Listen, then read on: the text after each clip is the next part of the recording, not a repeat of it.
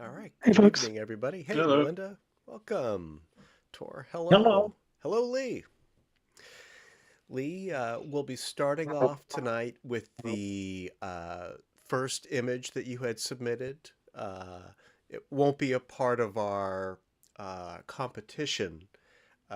We'll start off with it as sort of a workshop, and I'll Very let you explain it. unusual image. An unusual image. Well, I'll let you explain it.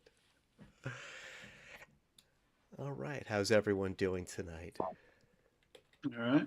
Right. Doing well. Amazingly. Hey, Roberto. Hi. Hello, Phyllis. Hi. Phyllis, I did receive your image titles, so they've been applied to the slideshow tonight, just a heads up. Thank you very much. We have another large group tonight. We have a slideshow of 30 images, so we'll be employing the timer again. I'm on the mend. Last week I was a bit under the weather. I'm coming out of it now, but I'll still probably try to stay more in the background. A few announcements before we start. Uh, Thank you. This is the last meeting of the year. We had a great 2025. I won't go through the whole recap now, but I do want to remind everyone who's local that there'll be a get together at my place on Saturday, the 13th. If you haven't received an invitation and want to attend, just let me know and I'll send you the invitation with my address. I don't want to spread that all over the live stream, but everybody is welcome. I'm putting together a kind of a best of the year slideshow, and we'll have plenty of 3D movies and other media to choose from. If anyone has anything they want to bring along, please do. We're going to be experimenting tonight with a ranked choice vote for our poll, and I want to demonstrate it before we start the slideshow. Let me share my screen here, and I'll show you what I'm talking about.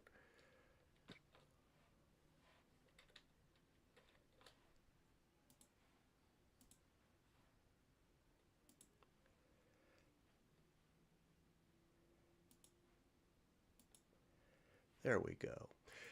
If you're following along on Zoom, you can see tonight's poll.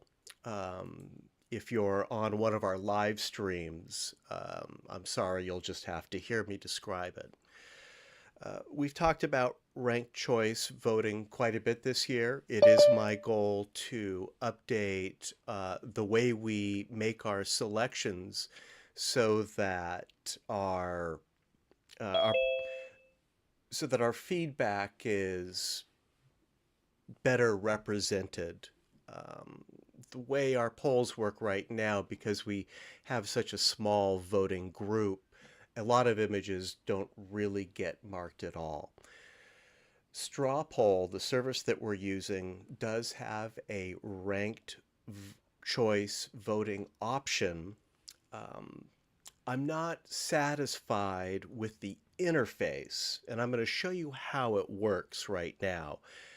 So we may not end up using this moving forward, but I thought it would be worth a try. As you can see, tonight's slideshow images are listed as usual. This works on both web browser and your smartphone or tablet. It's the same link that I'll be sharing later. But after or during the slideshow, as you make your selections, the idea is that you drag your top selections essentially in order. And you can do this for the entire list. We have 30 tonight. The idea being that when we individually reorder this list, the poll will assign scores to the images, and then we'll have a better representation in the results that is a little more accurate. I My concern is that we have so many images in our slideshow that dragging these in order might be a bit cumbersome. We've used ranked choice voting in the past, and I have an idea for an interface that might be better than this. But in any case, after the slideshow, when you make your selections, it's going to look a little different. And I'll remind everyone of this before we start. But that said, I'd like to welcome everyone, and I'd like to start the slideshow unless anyone has anything they'd like to announce or share. I'd like to talk a little bit about the ranked choice voting, if you don't mind. Sure.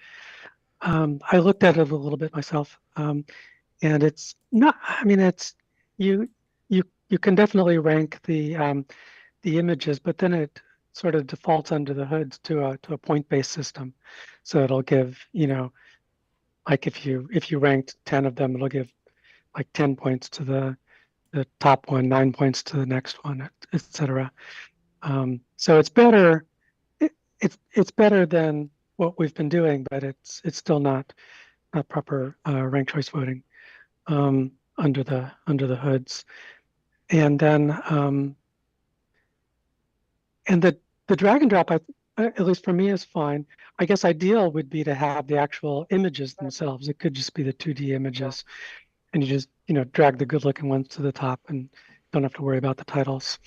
And you don't have to vote on all of them. Nobody's going to vote on all of them. You just vote for the ones that you care about, and then that's plenty. And then the important thing I found is you got to do all the ranking before you click the vote button at the bottom, because after that it'll be locked in. Anyway, that's pretty much it. Yeah, thanks, Melinda. I totally agree. And I do envision a tool that includes a thumbnail, which we used to do. And, I'm very sensitive to user interfaces, and I have my personal concerns about this kind of drag and drop approach. I could be totally wrong in this case, which is why I want to try it. What I imagine is a tool that would allow us to drag the titles if we wanted, or we could just assign a number for people who don't have the dexterity necessarily to do the dragging. But let's try it tonight. I think this is a step in the right direction, but definitely not the final solution. I have a question Yes. on the ranking. I assume that's the numbers on the right. Is that just for that week, or is it for the year, or what does that mean? This is the score that Melinda had mentioned. So it's not a true ranked choice voting poll. If, for instance, we move number 10 up here, we'll see that this score changes. It increases the higher you place it. So these scores will be used by this poll service to calculate the results. These numbers here represent the order that you've created, and these numbers are the order of the stereo photo in the slideshow. Oh, I should mention too, I don't know if you noticed that when you create the poll, there's an option to have it randomize the order. That's true, yes. I didn't do that this time. Maybe that would make sense next So time. everybody will see a different order. There won't be any prejudice towards one image or the other. Yeah, good point. this might be a little biased because if an image isn't selected, it'll still retain its score. And it would probably be more accurate and a little more fair if it was randomized for each person. So I'll consider that for next time. So we'll revisit this at the end of the meeting. But until then, let me set this up. We do have the live streams running right now. If you need them, the links are in the chat. Let me see if I can successfully share our full-width side-by-side version here on Zoom. Usually takes me 1 or 2 attempts. Oh, I think I got it right this time. So if you're following along on Zoom, you should see our title slide right now.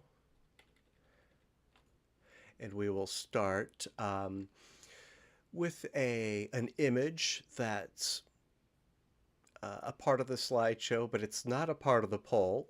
This is from Lee. It's not a stereo photo, but Lee, I did make it a side-by-side for display on our devices. Lee, would you like to tell us about this image? Yes, many of the neighbors in our neighborhood and around here put out a lot of Christmas tree lights. And sometimes I photograph their lights. I photographed 4 houses Monday night. This is one of them. And then I make it into a calendar for next year, and then I give it to them. And you might see I add fake stars to the sky. I darkened the sky. I have printed one. I'm going to have to make the stars bigger so that my printer will show them.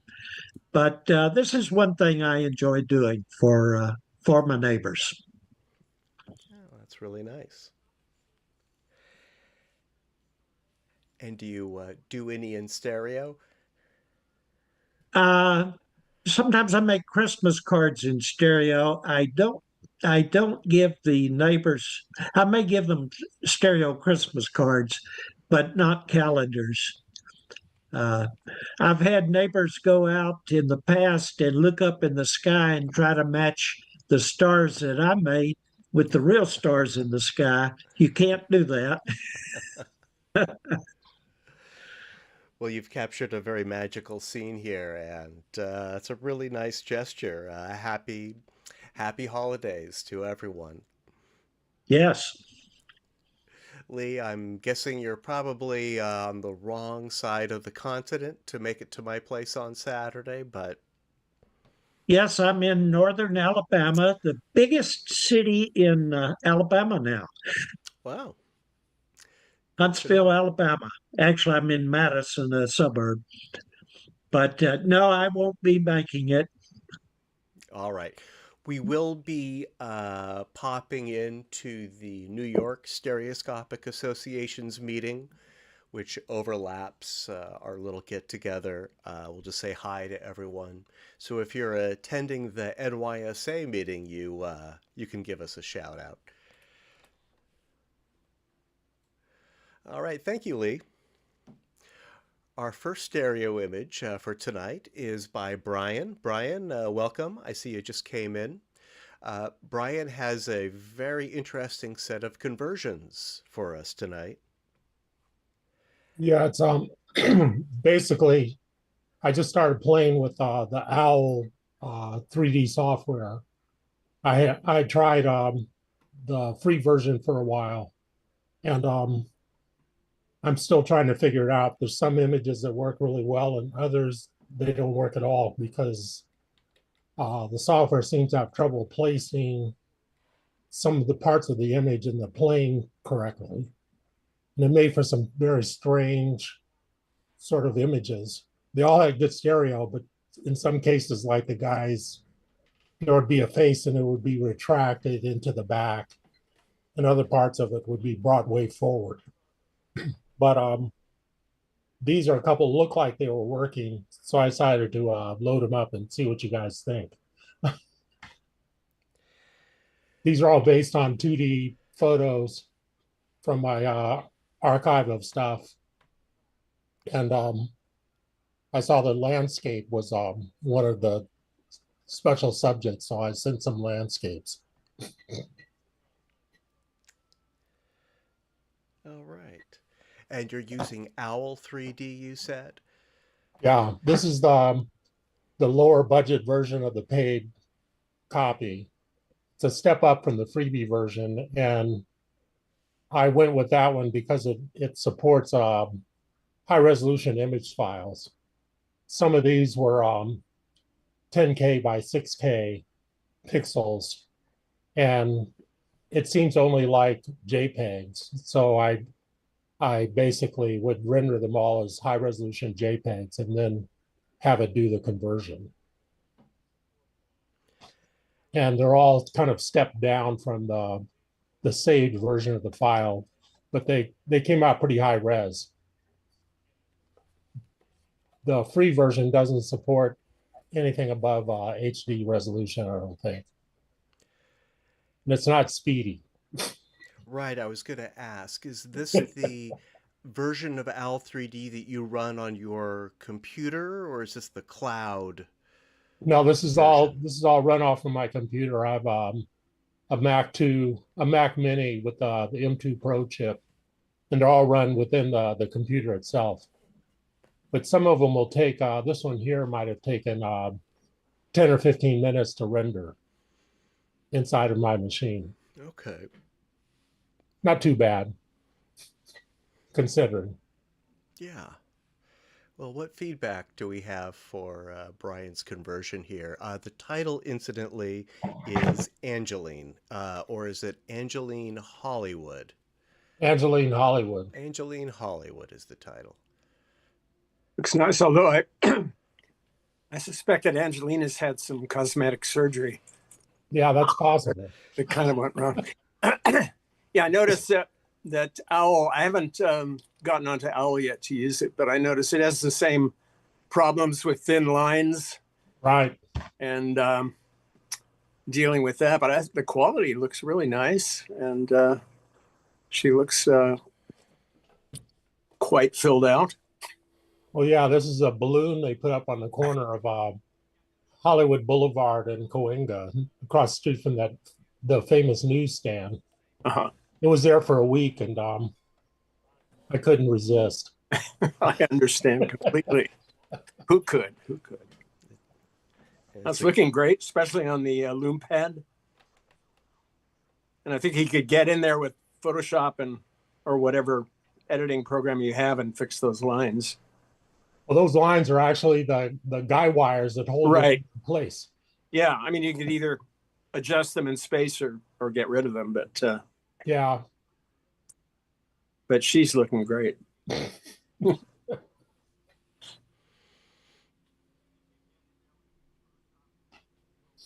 those guy wires make a little more sense in 2D than 3D, but as Bob said, it's a common challenge for these 2D to 3D AI conversion Yeah, I had services. There's another one that has it has a more pronounced artifacts where it doesn't know what to do, but you'll see it later.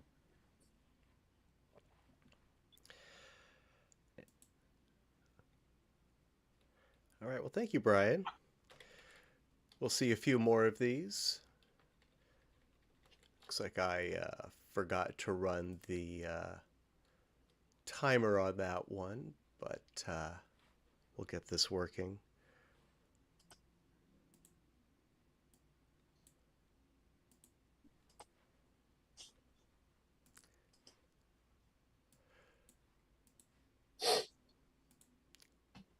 All right, here we go. Thank you, Brian. Our next image tonight is by Melinda.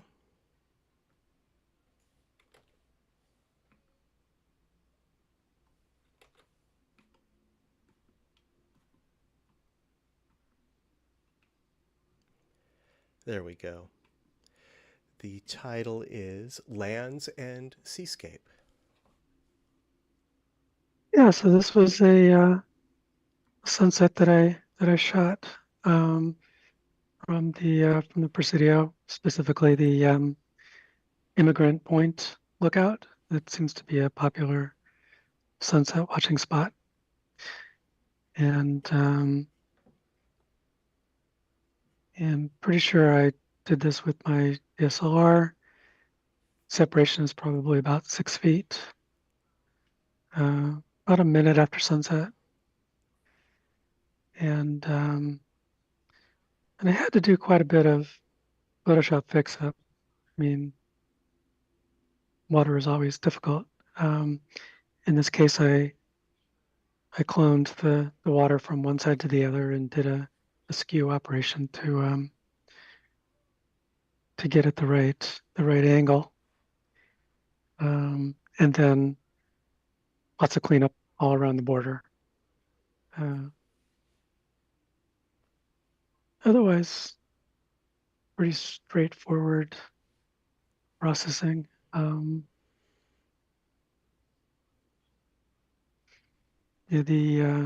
was surprised that the trees in the foreground came out with so much depth. Did you consider opening up the shadows a bit on that? Bringing up the shadows. I don't. Opening up the shadows a bit on the front there. To bring more detail. Yeah, you mean to lighten the shadows? I don't remember. I probably tried it and didn't like it. There is detail in the shadows, but they aren't really the focus of the image anyway. But I think the border helps a lot to sort of contain that. Mm-hmm. And then in 3D, there's actually quite a bit of depth, even though it's almost entirely black. And then there is still depth all the way into the back. It's just a lot more subtle, of course. The water seems to be coming right up to the treetops on the lower right.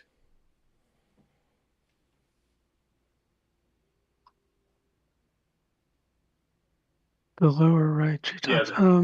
Yeah, the level of the water the trees seem to be the rim of the pool, as it were.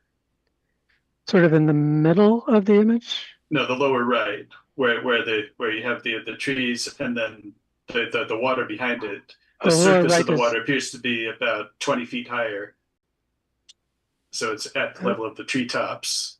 At least that's how I'm seeing it. That would surprise me. I'd probably clone out those bright little white specks in the lower left or lower right corner. Oh, that's not a bad idea. I did kind of do a little bit of work there, but I kind of liked having a little skylight there. Yeah, I don't know if I don't know if the water is in front of any of the trees. It really shouldn't be, but I'll have to look at it more carefully. And that back wave is also coming a little too far forward. You might want to push that back. Also, if you're going to go back and do more cloning, then both that wave and the beach have kind of brightness anomalies going on. Yeah, I mean, you could just clone that, cut and paste that one shoreline beach in the middle there. It is pretty much all cut and pasted, but but you're right about the shade difference. And I tried using the auto color in Stereo Photomaker, but that just made a mess of it. So in the end, I just left it. I think it really makes a difference how you're viewing the images, because I'm not seeing these issues on my monitor. And I'm wondering if that and the TV and a regular monitor are all seeing things differently. I'm viewing on a moderate-sized TV. Yeah, and I'm free viewing it on an iPad and looking at it on the Loom pad. So I'm getting two different, kind of comparing them. and they both seem to show those same anomalies. On the shore, the water line? Yeah, the loom pad is a little more forgiving. If I'm free viewing that shoreline, it's vibrating a bit because you get more reflection on the water, on the sand there on the right chip than on the left. Of course, if I move left to right on my iPad, I get a slightly different brightness level. So Yeah, they are different. There's no question about that. Yeah. but And take it with a grain of salt. And 3D Yeah, thanks. TVs definitely are the least forgiving viewing method, at least that I've encountered. I think it has to do with the size and I guess the technology. I don't know, but I've had the same experience. If I free view something, it might look fine, but when I examined it on a larger screen like a 3D TV, these details make themselves seen. Thank you, Melinda. Thank you. Let's move on to one by Roberto.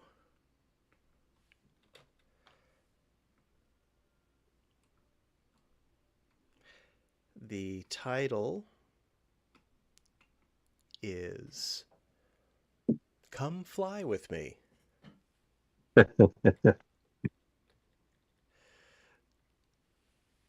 How are you, Roberto? Great. I believe some of you will know where this photo was taken. It's really easy to spot This the must city. be Las Vegas. That's right. Yeah, this is from the airport, the most common view when you arrive into Las Vegas. And it was, I don't know, maybe it was 2030, I believe. It was, I was attending the CES, and this was, well, as you know, you turn back and see the city before you go to pick up your luggage. So I like it because, well, I like the way the airplane looks in front of the city, the welcoming most common picture from Las Vegas. And it was taken with my HTC 3D. It was a really old photo.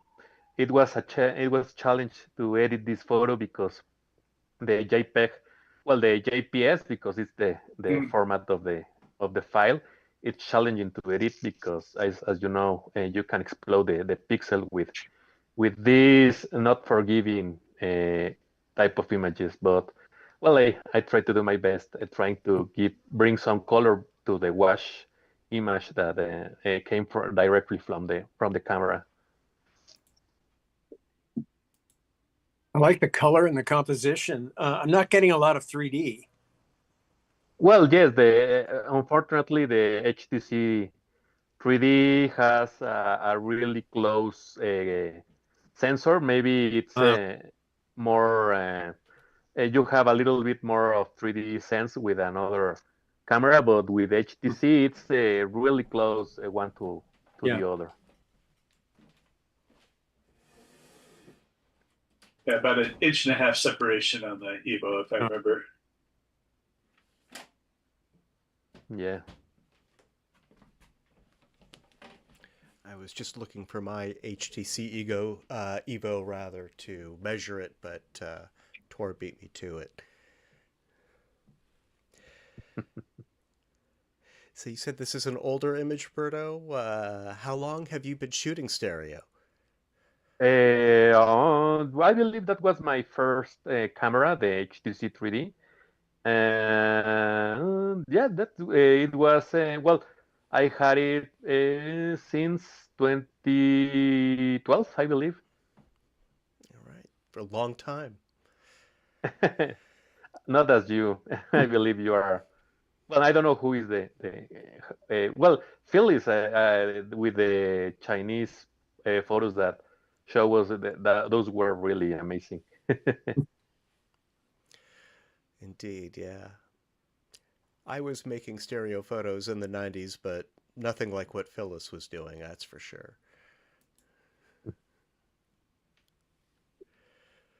Well, thank you. Thank you, Roberto. You.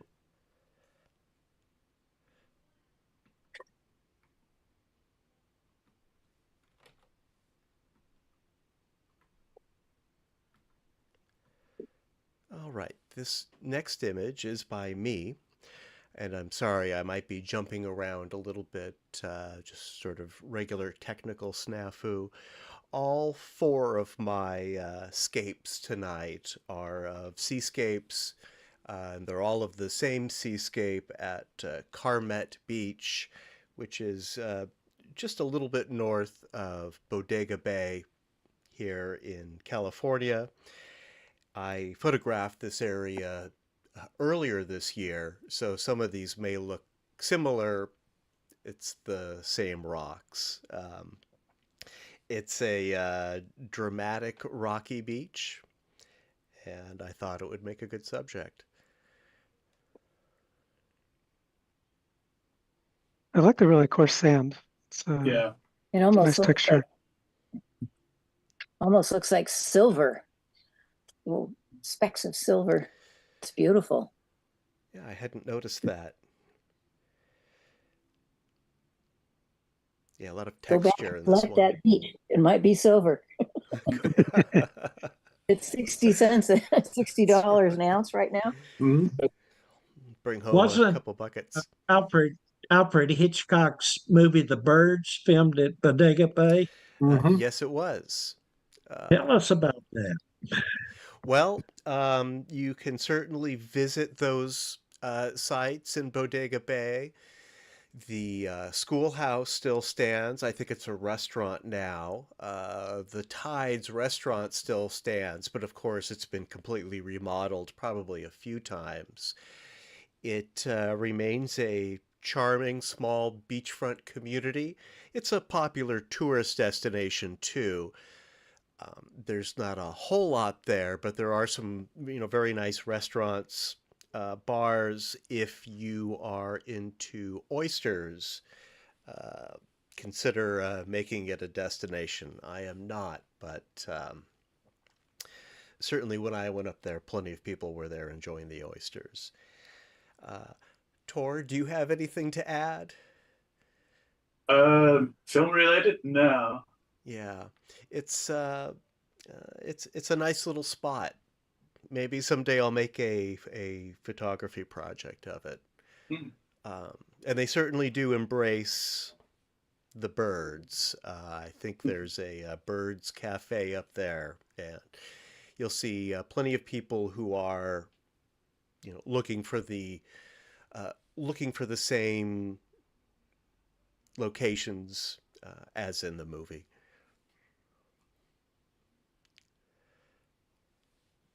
All right. Let's move on to one by Lee.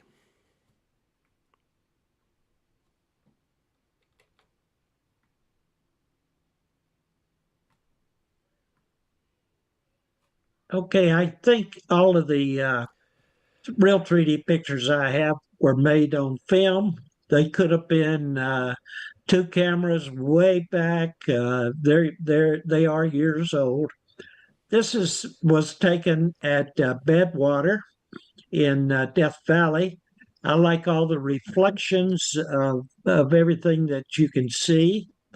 Sometimes the water dries up, but sometimes there's a little bit there.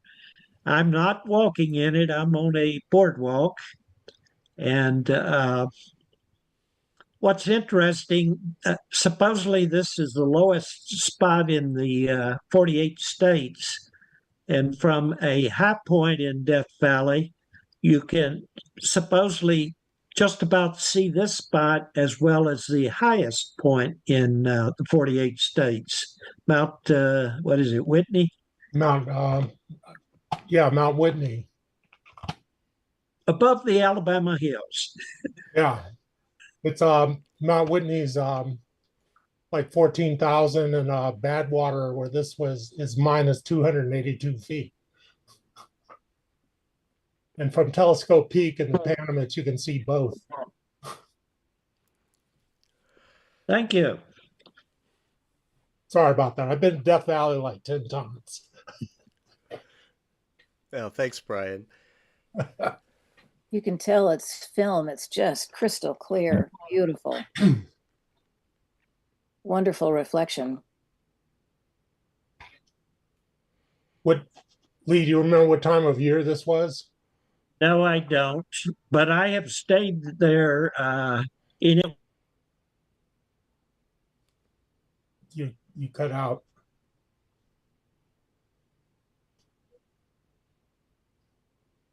You got muted.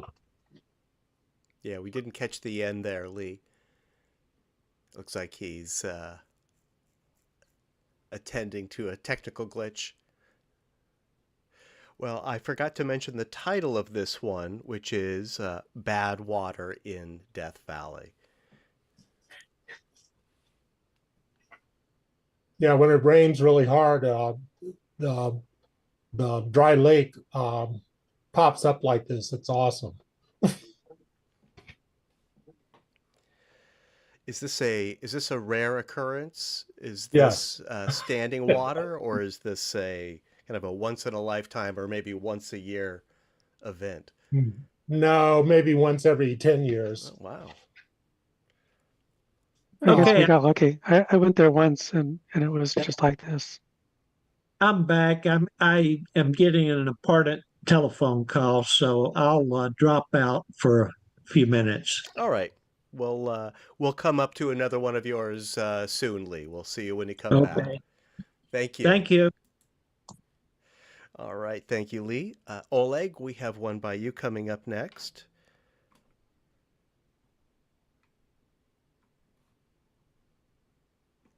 The title is Moscow's Kremlin at Sunrise. Yeah, this was taken on my 3D TV. I guess it was shot by a helicopter.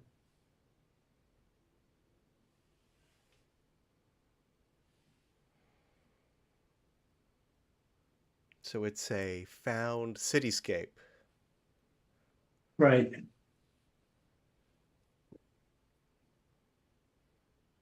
That's a good composition. Nice hyper. Had lots of choices. Must have taken about 20 pictures.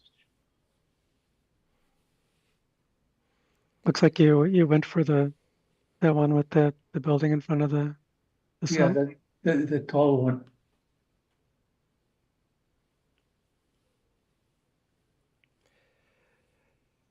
And the foreground came out nice too. The colors are kind of wonky, maybe oversaturated. I can't really tell. Also looks like there's been some kind of like an illustrative filter put on it to turn it into an etching more than a lifelike image. I don't know what that is. At least I'm seeing it on the loom pad that way. The buildings, the white buildings with the aqua roofs. Well, I didn't do any kind of work to get that effect. That's just the way the TV saw it. Uh-huh. Could be some pixelization from the TV or the transfer. Oleg, how do you make these? Are you photographing the screen, or are you making screenshots or something like that? I'm photographing the screen. Okay. So yeah, maybe there's a little bit of resolution loss or something. It's certainly very vivid and a recognizable stereo cityscape. Yeah, you can see St. Basil's at the far end. the cathedral from Ivan the Terrible's day. Yeah, I had troubles on Google Maps find that angle. I couldn't tell whether that was sunrise or sunset, but finally decided it was sunrise. Yeah, they don't like helicopters flying around.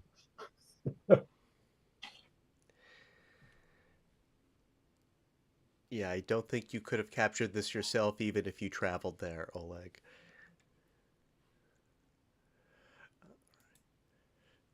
Well, thank you, Oleg. Let's move on to one by Bob.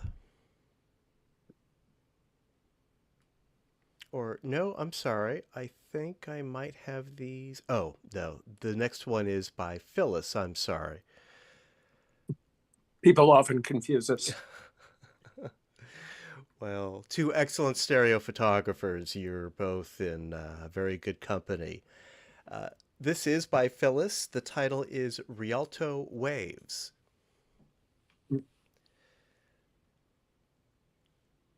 This was just an amazing wave. Probably 1997 when I ran a convention in Bellevue. Several of the people came out and we went out to the Olympic Peninsula, and this was shot on the S1, which is my favorite film camera. And I'm sorry I didn't.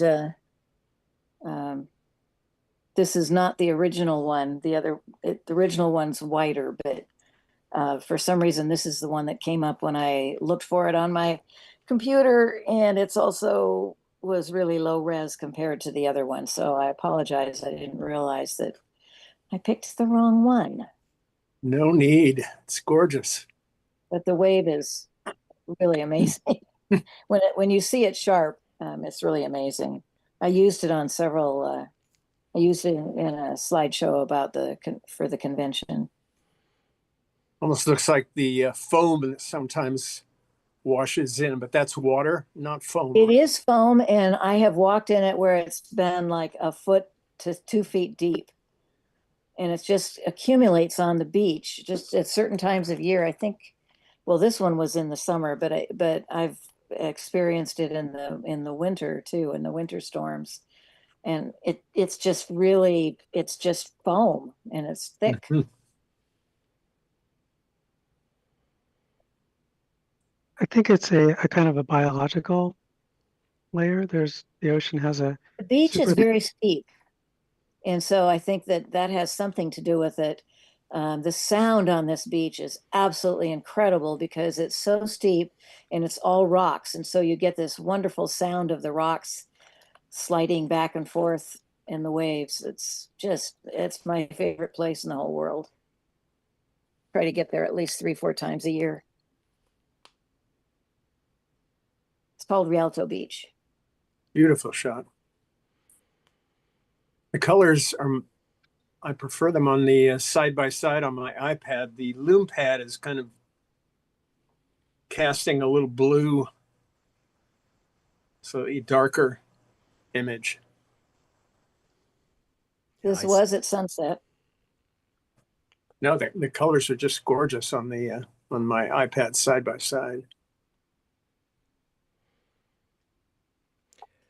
Yeah, I don't really notice any resolution loss. I'm looking at my Loom Pad. I think it's, very clear. I would love to see the higher resolution version, but I certainly wouldn't knock this version.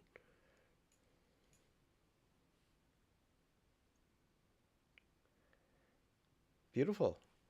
Thanks for the comments. Thank you.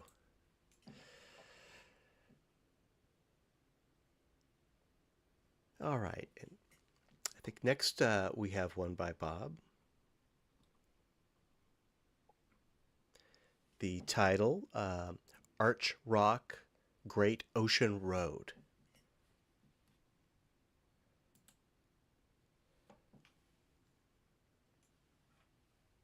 Wow. I love that. I haven't seen these projected on the TV yet, so I'm curious to see how they'll come out here. Very, very nice depth in the foreground. The ocean feels like wallpaper at the back. Yeah, this was shot with a twin Canon rig. originally on film, I believe. No, I'm sorry. I take that back. It's twin Canon, but it was digital. So how tall is that? Can you stand up underneath that? Yeah, you can. Oh, I love it. I want to go through there. Yeah, the original shot is much longer. There's a lot more rock to the left, which I kind of liked, but I like getting a little closer there. Yeah, but I agree. The ocean in the back looks like a little wall Yes. back there. Yeah, it's at the same plane as the fire rocks. They both Yeah, I'll have to move it and just say it was a tsunami coming in. Little scooch. You just say it's a tidal wave coming in. Right, Yes. exactly. Now it's good to see it larger here, and an easy fix, I think.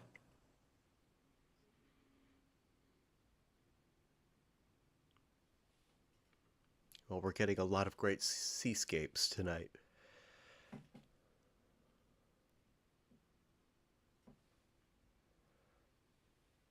Is this local, Bob? No, this was in Australia. Australia. Yeah, on the Great Ocean Road. Great Ocean Road, I see. It's a fantastic drive. It's like the 17-mile drive on steroids with a few kangaroos thrown in. I missed that one when I was there. Was it? Yeah, it's on the south coast, obviously.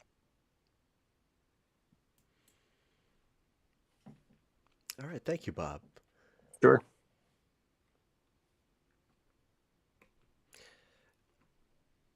Speaking of seascapes, here's a conversion from Brian. Florida Keys.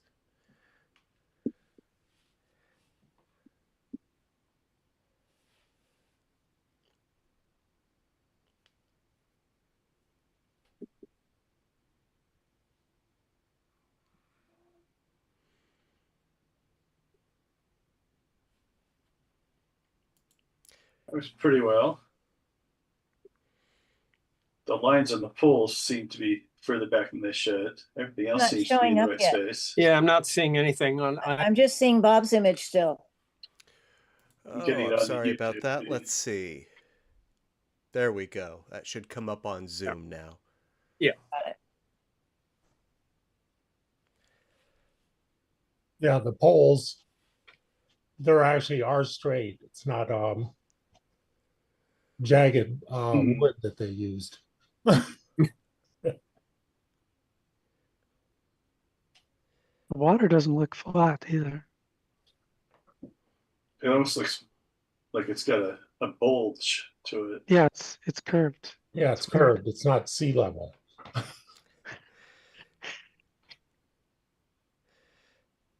Oh, Godzilla will pop out anytime then. I like this one because it's it basically disappears, you know, it goes to like an infinity point, so to speak. And I'm pretty sure that the road is totally flat, but the keys are so strange, I'm not positive about that. Now, you say that the poles are actually straight. Are we looking at an artifact, a conversion artifact here? What's making them kind of wiggle like this? Yeah. I think, Conflict like I with the said, I'm still playing horizon. with the software, but I think it's a conversion artifact where it doesn't know how to deal with completely straight stuff. And, you know, I had some artifacting from certain shots that just didn't work at all. I really like the way this one came out because of the you know, the disappearing sort of infinity effect. But I'm not positive that there's not a way to correct things like that. You know, I'm still playing around with software. I've only had it for a week. And at one point I went crazy converting all of my old photos going back into the 60s, but I kind of started narrowing it down and came back to earth. And I'm going to start playing with them some more because it has some controls. I just haven't got into how to use them all yet. The left and right images have the poles bent in different directions. Yeah.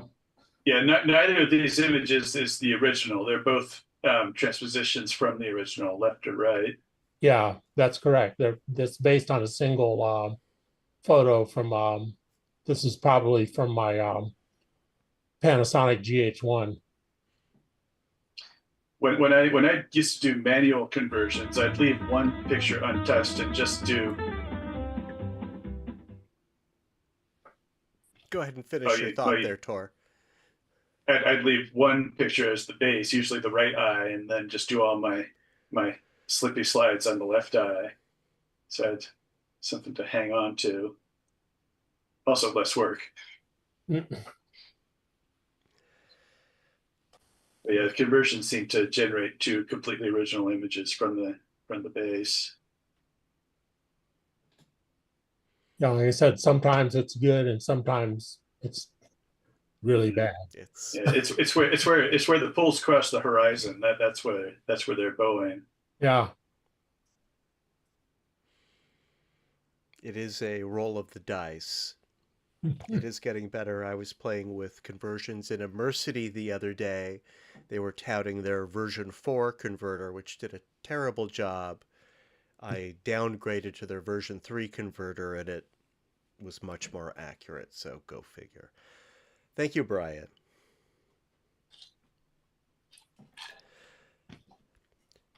Let's hear next from Melinda with Marsscape. Yeah, so this is Victoria Crater. It was the images were taken by the Opportunity rover. I don't think it went down into the crater itself. I think it just sort of peeked over the edge and then moved on.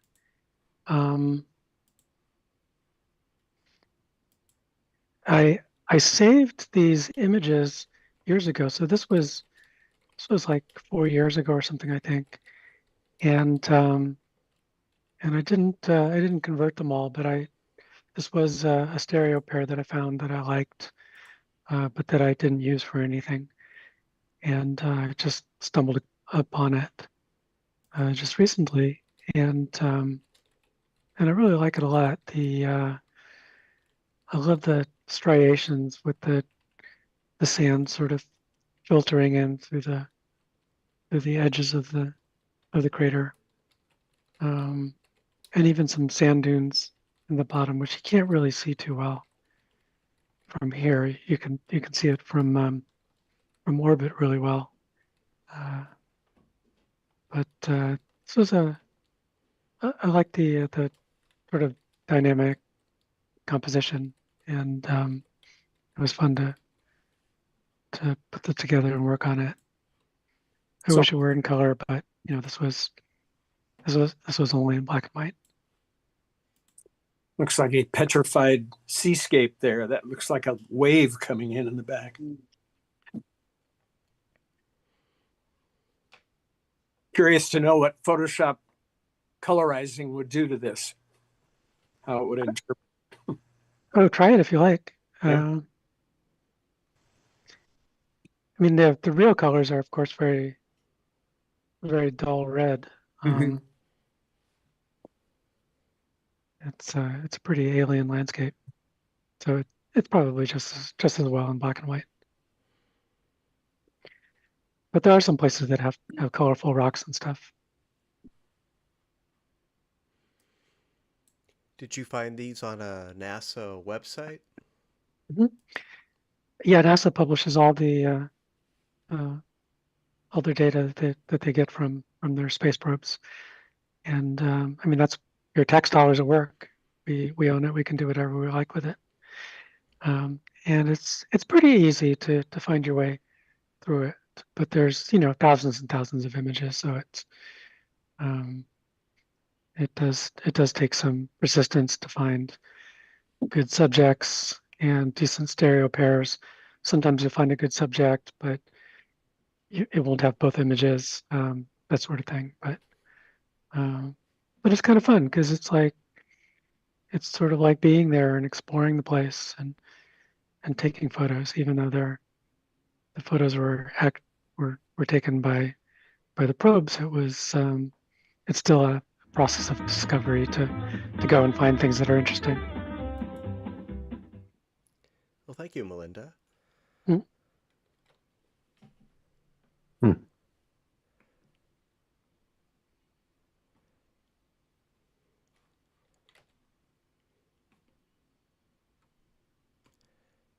Okay, coming up next, let me get the title here.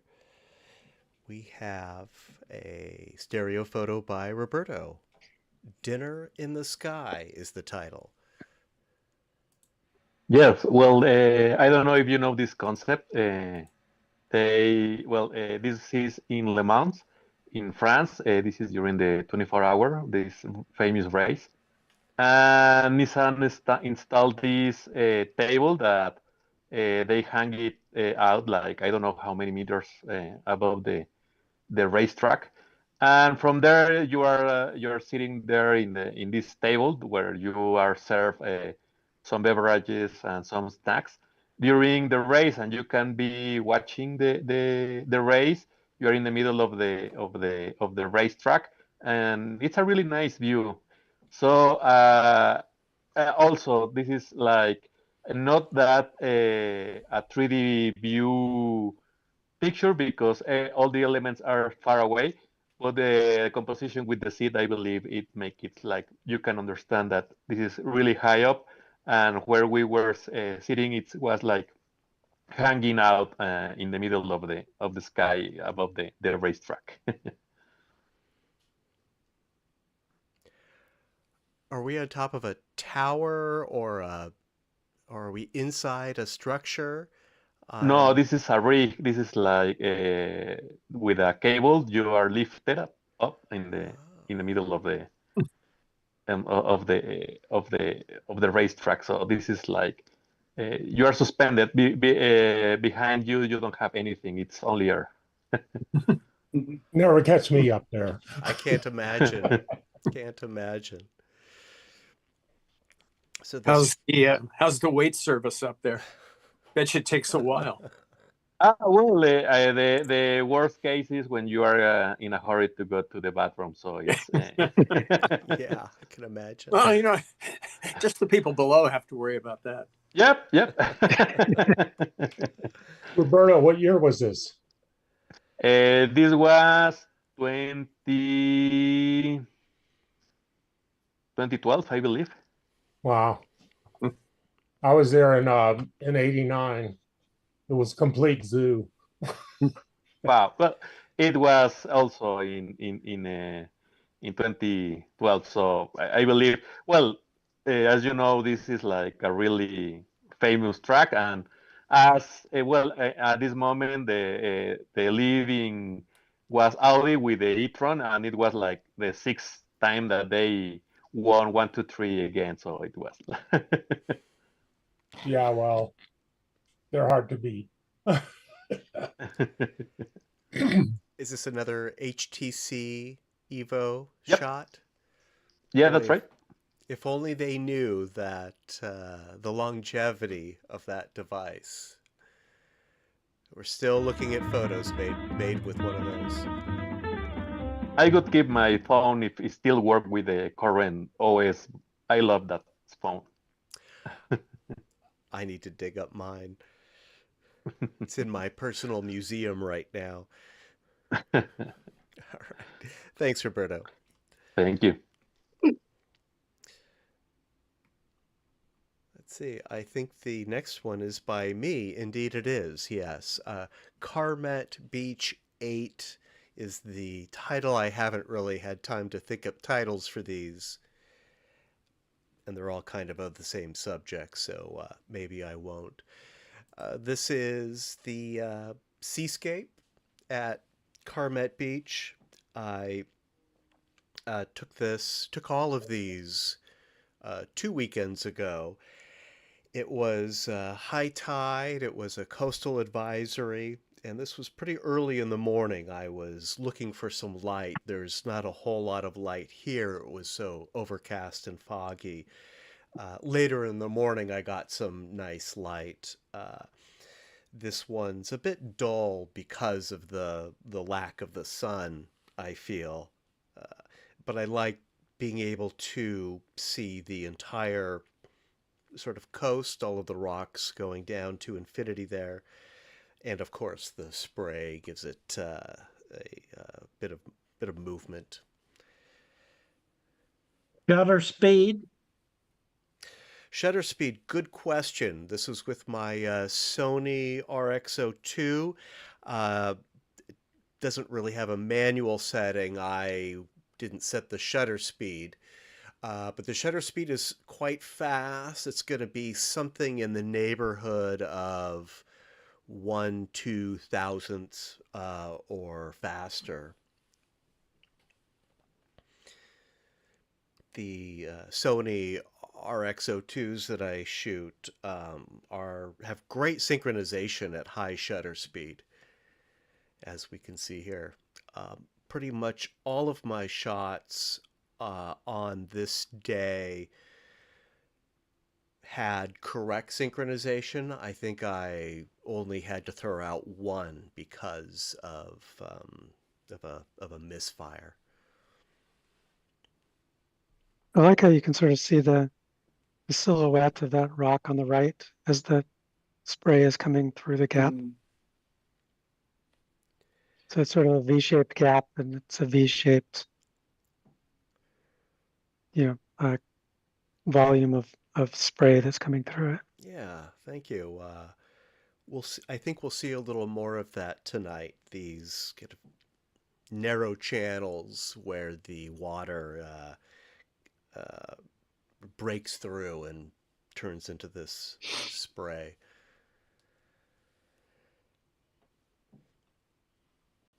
And That's terrific. Oh, thank you. Yes, I did get rather wet too. But my cameras did survive. Yeah. Well, those are waterproof, so. They are, right. Not when you have the sync camera plugged into them, but close enough. All right. Thank you all. Let's move on to one by Lee. Here we go. Lee, if you're with us, the title is Fishing in Colorado. Yes, that's at the Maroon Bells area. And strangely enough, way back when, there weren't hundreds of people in the way when you were taking pictures. That's not me. That's somebody else fishing. I worked hard to bring out the fishing line so that you could see quite a bit of it. And that was the hardest part, I think, that I had on this image. Well, it's certainly the main subject, the person and the line. I would also consider like cropping off half of the space on the right, just to sort of keep the focus on the action. But Yes, you did a good job on bringing out the fishing line. It's very fortunate that it was in front of that dark area. yeah, thank you. Indeed. That is a good idea.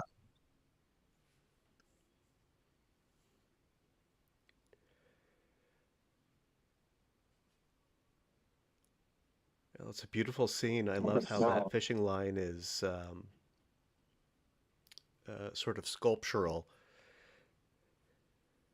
The way it's frozen in time there. And Lee, did I hear correctly? Was this also shot on film?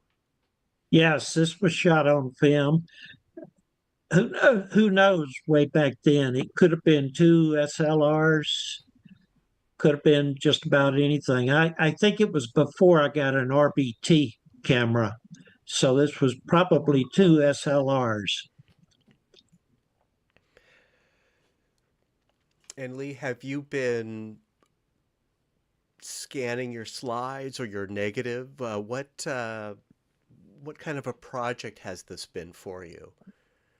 I haven't done it recently, but I have one of the top scanners that they made years ago. Well, who was it? Was it Nikon or someone else? Probably Nikon. Yeah, They had I the have best ones one before of they quit those. making them. Right, and special mount to put the film in and do one image at a time. Were these slides positives, or are you They scanning were negatives? they were all transparencies, Transparencies. positives. All right. Yeah, Nothing negative about my pictures. That's right. Photochrome too? uh, it's hard to say. It could have been Kodachrome. My very early ectochromes, yes, they turned colors, but later I had ectochrome and some Fujichrome that did not change colors. But it could have been Kodachrome. I'd have to dig them out and look at them. Beautiful. Thank you. Yeah, great. Captured great color. Thank you, Lee. Oleg, we have one by you coming up next. There we go. The title is River Pool at Ensenada, Chile.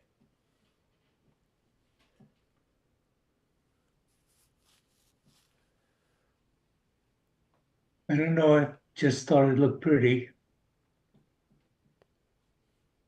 Does indeed. Yeah, it's a lovely, lovely landscape.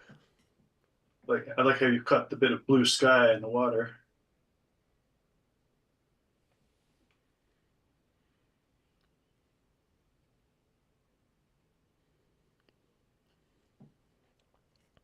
Is this a recent shot of yours, Oleg?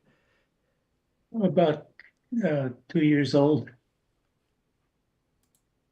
This is when I visited my cousin in Chile.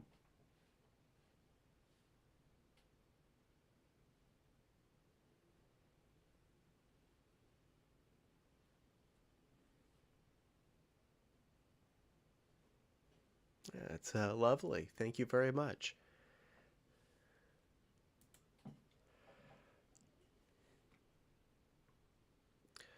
Let's go back to Las Vegas. This time we have I think this is Vegas. The title Yep. is Vegas Scape. The maker is Phyllis. I just had a wonderful time photographing in Vegas. I believe this is inside the Aria, maybe, or the Bellagio. I'm not sure which. And it's just I think for me, it was the photographer's paradise.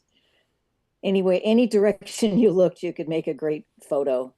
And this one was just had so many things going on in it. It just seemed like a very strange place. I should have cut the highlights on on that really bright white. A nice composition. There's one anomaly that stands out. There's a white speck right where those two crossbars make an X in that structure in the back. Oh yeah, it's that sign showing through the rail between the glass and the brass. Yeah, it is a sign.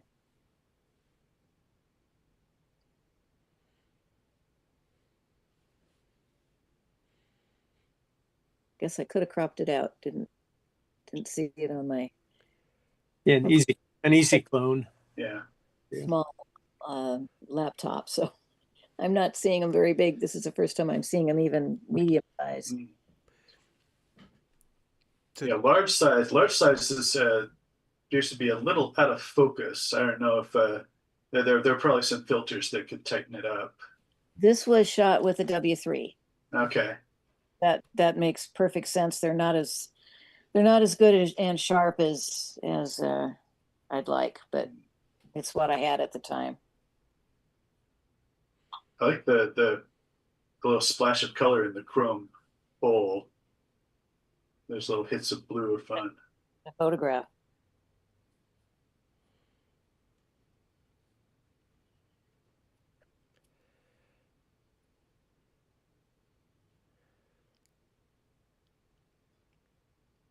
Yeah, that's great. It's almost abstract. Thank you, Phyllis. That's kind of my thing. I'm not really clear if this is an interior or an exterior shot. It is an interior, but it's hard to tell there because it's the scale is so huge. Yeah. Kind of inconceivable when you're inside some of the buildings. Certainly when you're walking, you think that it's just 2 buildings down. Well, that's a mile down. And that is intentional. Yeah. It surprised me the first time I said, "Oh, I can walk there." Right. Yeah, well, part of it. Yeah, it's deceiving. The whole Yes, scale is deceiving. All right, thanks, but Phyllis. graph.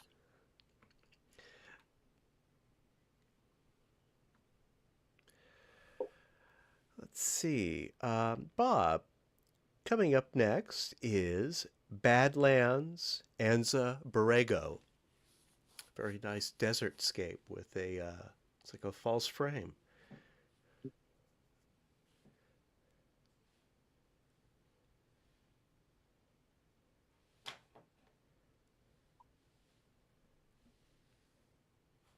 That has a lot of depth to it. Yeah.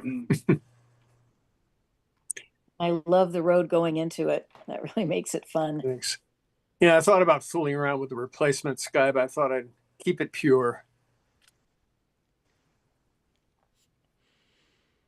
Yeah, the Badlands there are just amazing.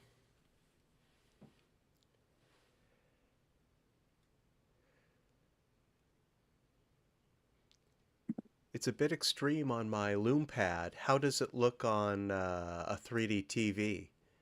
It's coming right out at me. I can reach out and touch the road from about 8 feet. Yeah, it is. The window looks a little too extreme on my Loom pad. It looks okay when I free view it, and when I had it in Stereo Photomaker, it looked okay. But it's definitely more forgiving for me on the Anaglyph stream. Mm-hmm. I think that is just a quality of anaglyphs. Also, the top edge of the false frame is in front of the window. Generally, for a false frame, I think it's best to get it exactly at the window. So if you move the stereo window back just a little bit, they will match. Yeah, convergence seems to be that shadowy dune about midway up.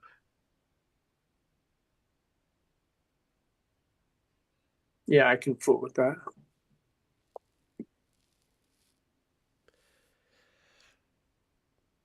My first serious stereo photography was made out here in the Anza Borrego Desert. Realist slides, that would have been 25 years ago, something like that. Love to dig those up. A harsh landscape.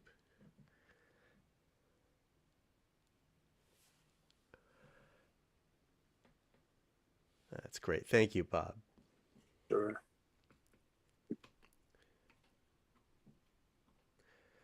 Coming up next is one from Brian. This is also a conversion. Gaudy building rooftop.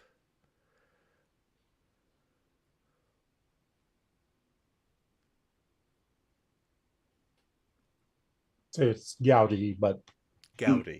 Thank you. He can be gaudy. yeah.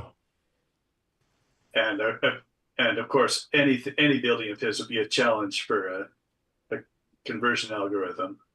Oh, absolutely. This was taken. I was in Barcelona about not even a month ago, and we actually, by chance, had a hotel right across the street from this building, and the hotel itself was 1 story taller than the building. And even though I have a problem with heights, big time, I shot this and a couple of others before I had to retreat to the elevator. But this is literally right across the street. This is one of his major architectural designs in Barcelona.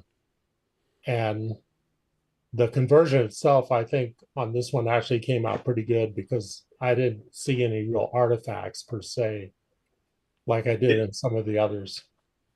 It doesn't seem to know what to do with the bumps on the sides of the big spire. Right. It doesn't know whether to put them in the foreground or the background. But it's picked up most of the smaller obelisks pretty well. Did you see the Sagrada Familia? Oh, absolutely. That's the reason I actually went to Barcelona, was to see that. And when I got there, it seemed like the rest of the city was there too. There was literally 2,000 to 3,000 people outside. Oh my. Was there still construction happening? Yes, they're still working on it. It's supposed to be finished mid-year next year. Really? The top on the tallest tower. And but it's almost done. It was pretty spectacular, even, though it was packed, and I couldn't get to go inside because tickets were sold out for 2 weeks. But I shot some amazing photos of it, and it was worth going. I've been wanting to go there since I was in junior college. So, and I won't tell you how long ago that was. I was there about 15 years ago, and there was a lot of construction, but it was still absolutely incredible. Oh yeah. Now I want to go back. 120 years is pretty good time for cathedral construction historically. Yeah, it's apparently they only started up the final leg of finishing it like maybe 25 years ago. Yeah. And they're saying it's going to be done next year, where they put the top on the last 2 of the spires.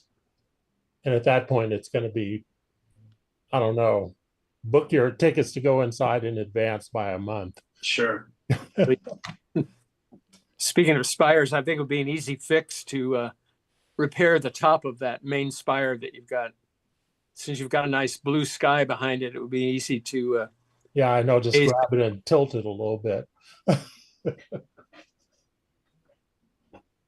It did at least seem to know what to do with the people. I can see a number of figures.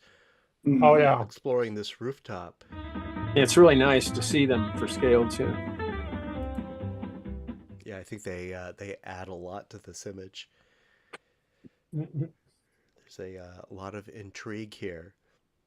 It's a very nice cityscape. Thank you, Brian. Melinda, coming up next is Mount Tam at dusk. Yeah, so this was another one that I took a long time ago.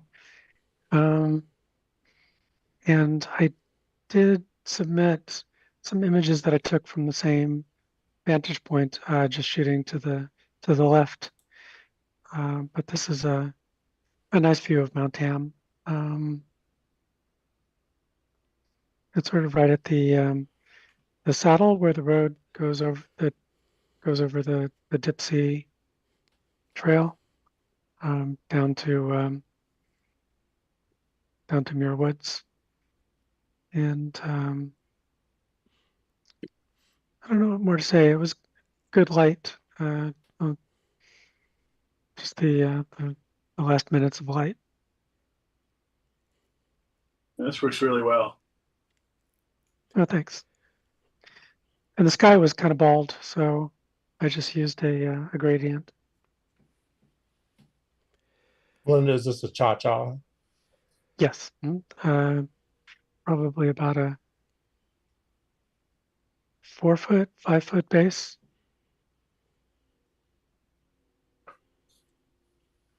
Yeah, it's very comfortable. Yeah, I think your separation is perfect. This would be your DSLR, Melinda?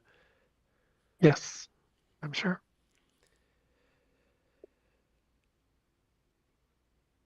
Well, I'm so glad to see you shooting with it. I love shooting with my DSLR.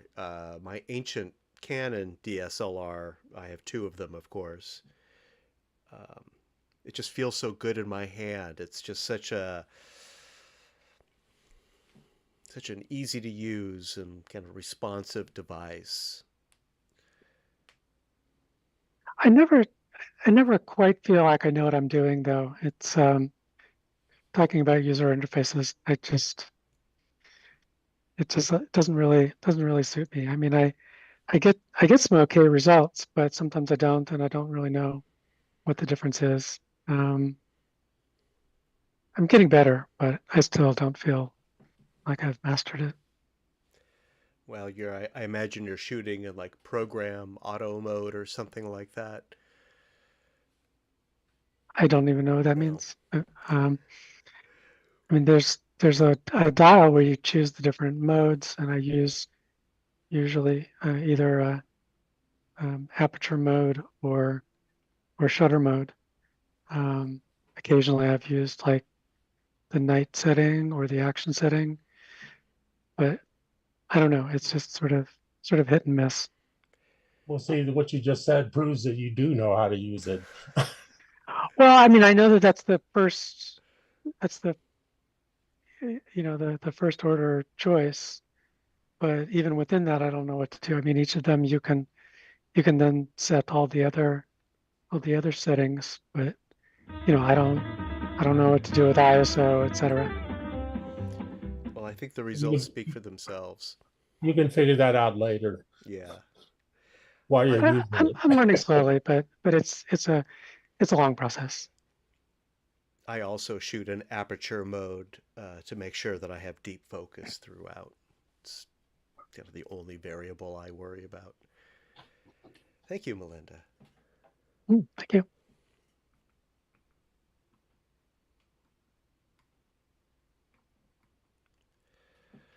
Let's see. Roberto, the title Yes. is Memorial. What is this memorial? I don't know if you can guess someone from the. This is a famous spot in Berlin. Mm-hmm. This is close to Brandenburg Tor, by Brandenburg Gate, and this is the victims' memorial close to Brandenburg Tor. This is for all the Jews and Gypsies and everyone that was murdered during the World War II by the Nazis. And these are massive blocks of concrete that resembles a cemetery, and it's a huge place that you can walk, and you begin to walk from the street level, and then it goes deeper and deeper, and then you are lost in the middle of these huge blocks, and it's an interesting experience. And this is from the entrance, well, the perimeter of this place, and you can see all the blocks. The guys that are walking on the top of the blocks, those are really high, so it's dangerous to walk across those blocks when you are in the tall ones. It might be Powerful. nice to do a conversion on this to get more depth, because I'm sure Okay, the conversion tools will do a good job with those blocks. making more 3D.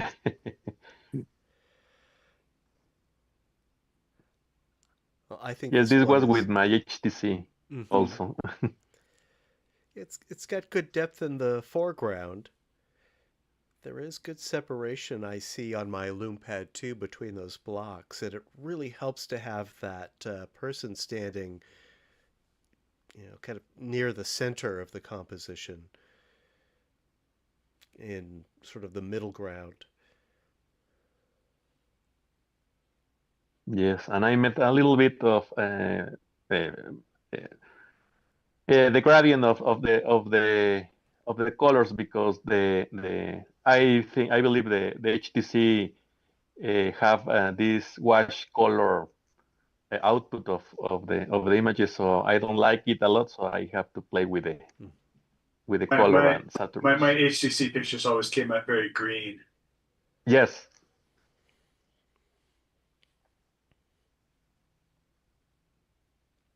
I think the color is really good on this.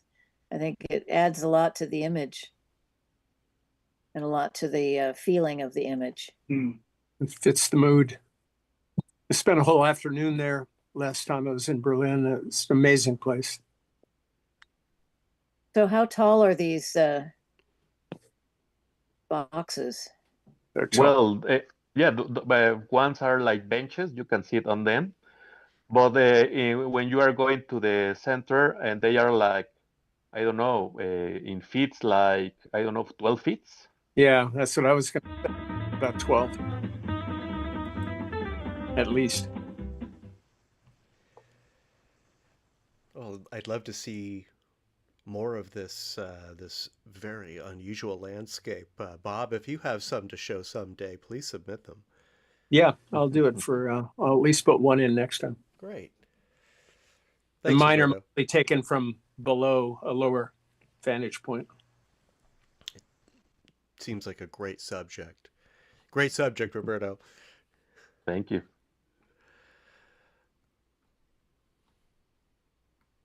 All right, the next image is by me.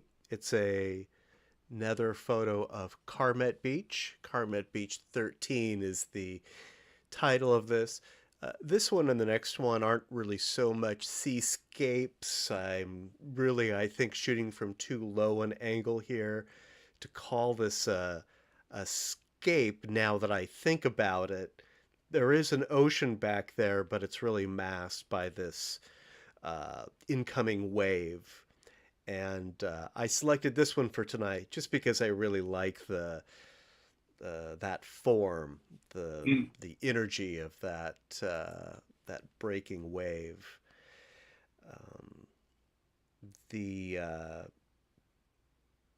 And again, not great light here. Very overcast. Really overall rather dull. I didn't want to push up the shadows too much. It was kind of looking a little cartoony after I manipulated it, so I went back and kind of left it a little more natural. I did manipulate the whites quite a bit in order to get a good separation between that white gray sky and the white foaming water. Yeah, that definitely helps a lot. I kind of like that you can't really see the water at all, just the foam. I can hear this one. I can feel this one.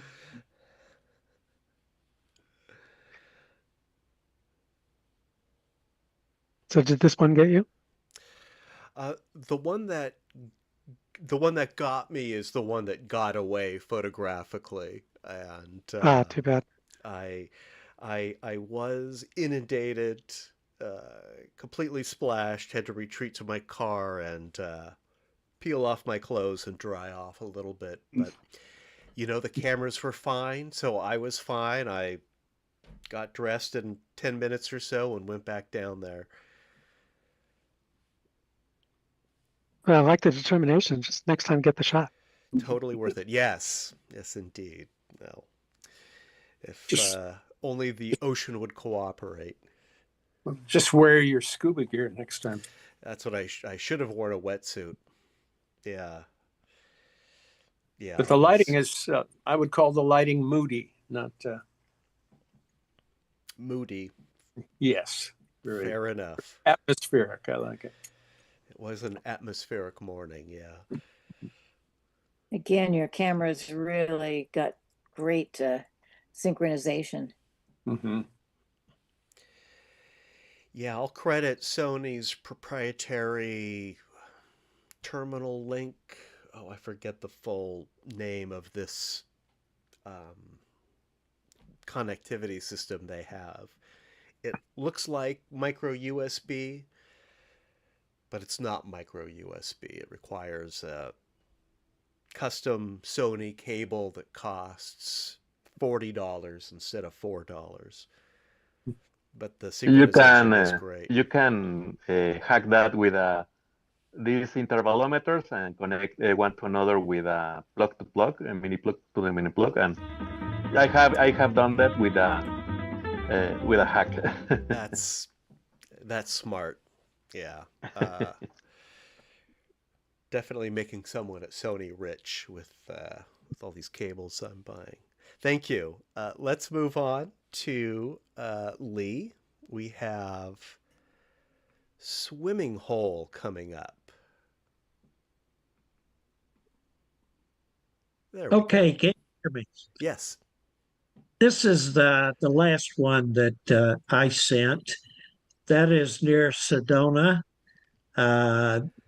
Those rocks are called either Red Rock Crossing or Red Rocks, or the area is called Red Rock Crossing, or Capitol Rocks, I believe. Maybe it's not Capitol Reef.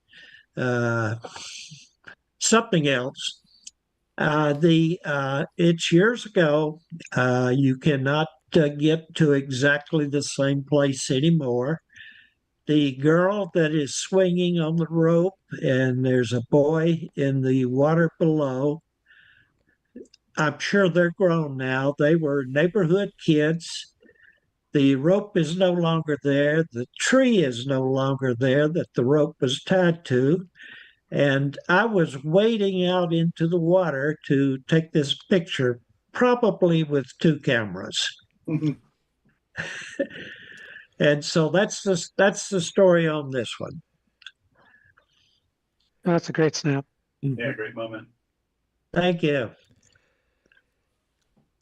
I do very few pictures with people in them, but here you don't have to catch them with eyes open or something like that. Yeah, it's a great I have a action shot feeling as well. I have a feeling that the horizon isn't straight. I mean, you can't really tell because of the trees, but it looks like it wants to be tilted to the left. A little bit, yeah. Okay, you think it's tilted to it? It looks like it's It's- leaning to the right, so Yeah, It you should should go to the left. Yes, rotate counterclockwise by like 3 degrees. I Yeah. can see that. That's Matt's fault for showing it. I should have evaluated it first.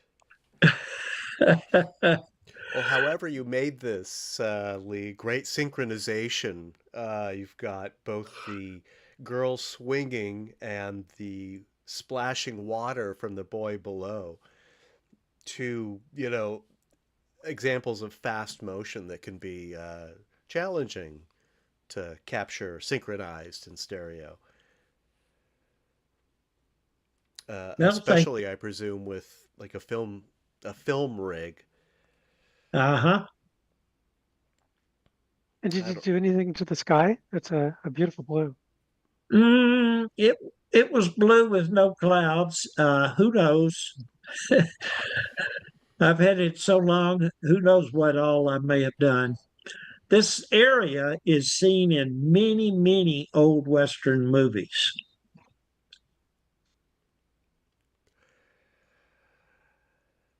Is this like a national park? Is this you said this area is no longer accessible. Well, I mean exactly where I was standing. I think it is a state park now. And they probably charge you to go in, and they want you to stay on a concrete trail, etc. And no rope swings. Right. It's sad but true. Thank you, Lee.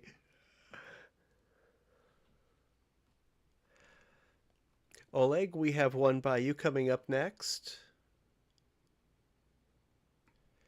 The title is Spreading Oak at a Lake in Sonoma County. Yeah, I had my car in the picture. I don't like to do that, but I couldn't move it.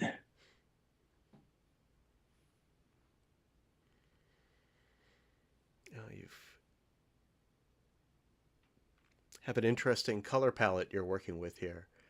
Yeah, I like the blues.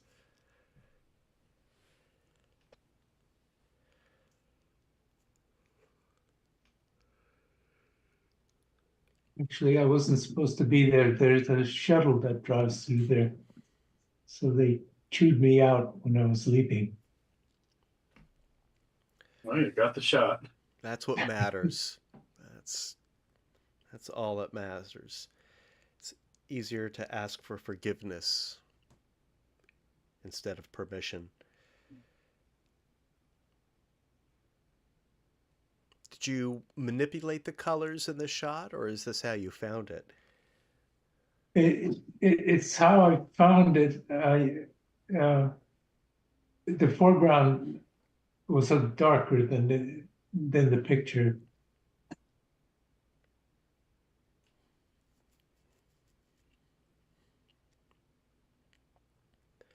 Well, for me, your car being more neutral doesn't really stand out or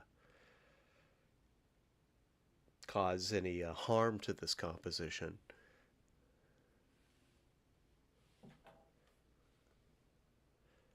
The unusual thing for me is there's leading lines everywhere that are taking us straight to the center of the image, but that's completely obscured by the trees. So it's kind of a mystery. It's like I want to see what's back there. I mean, I know it's probably nothing special, but it's just the fact that everything is hinting in this one direction and we can't see it.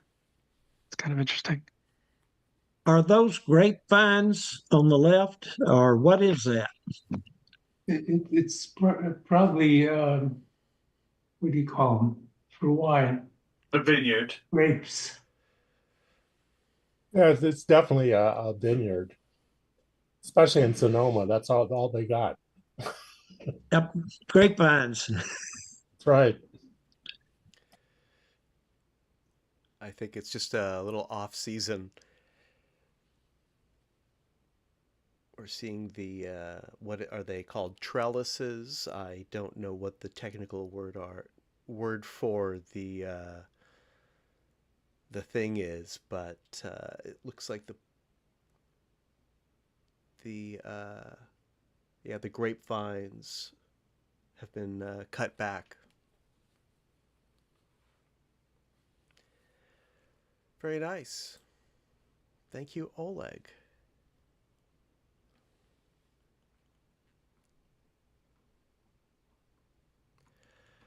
Next, from Phyllis, we have Slow Glow.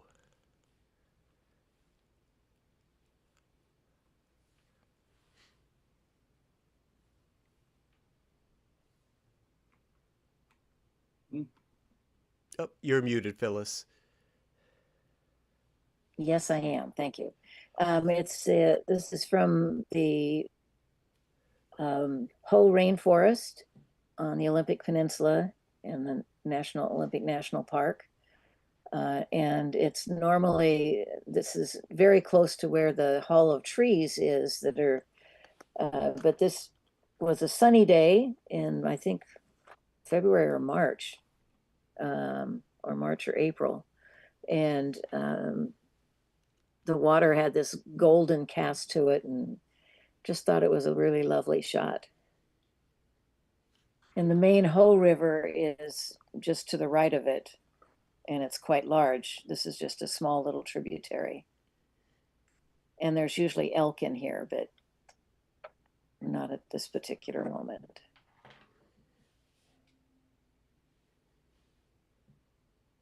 Terrific. Yeah, lovely It's a texture. it's a nice snap. It looks like you have everything through the window though. If you bring the stereo window back, it'll make a very nice composition. You say the fern is coming through? Everything is through the window. So if you want to pull the stereo window to the Wow, foreground. it's not at all. It's way back behind. Must be something wrong with my, I don't know. It doesn't look like that at all for me. So clearly, and you've said that before, so clearly something in how I'm viewing them is not working out right. Yeah, it's Matt, not uncomfortable, but it is all out in front. Yeah. Matt, can you pull it forward for her to see? I can try. Yeah, let's see.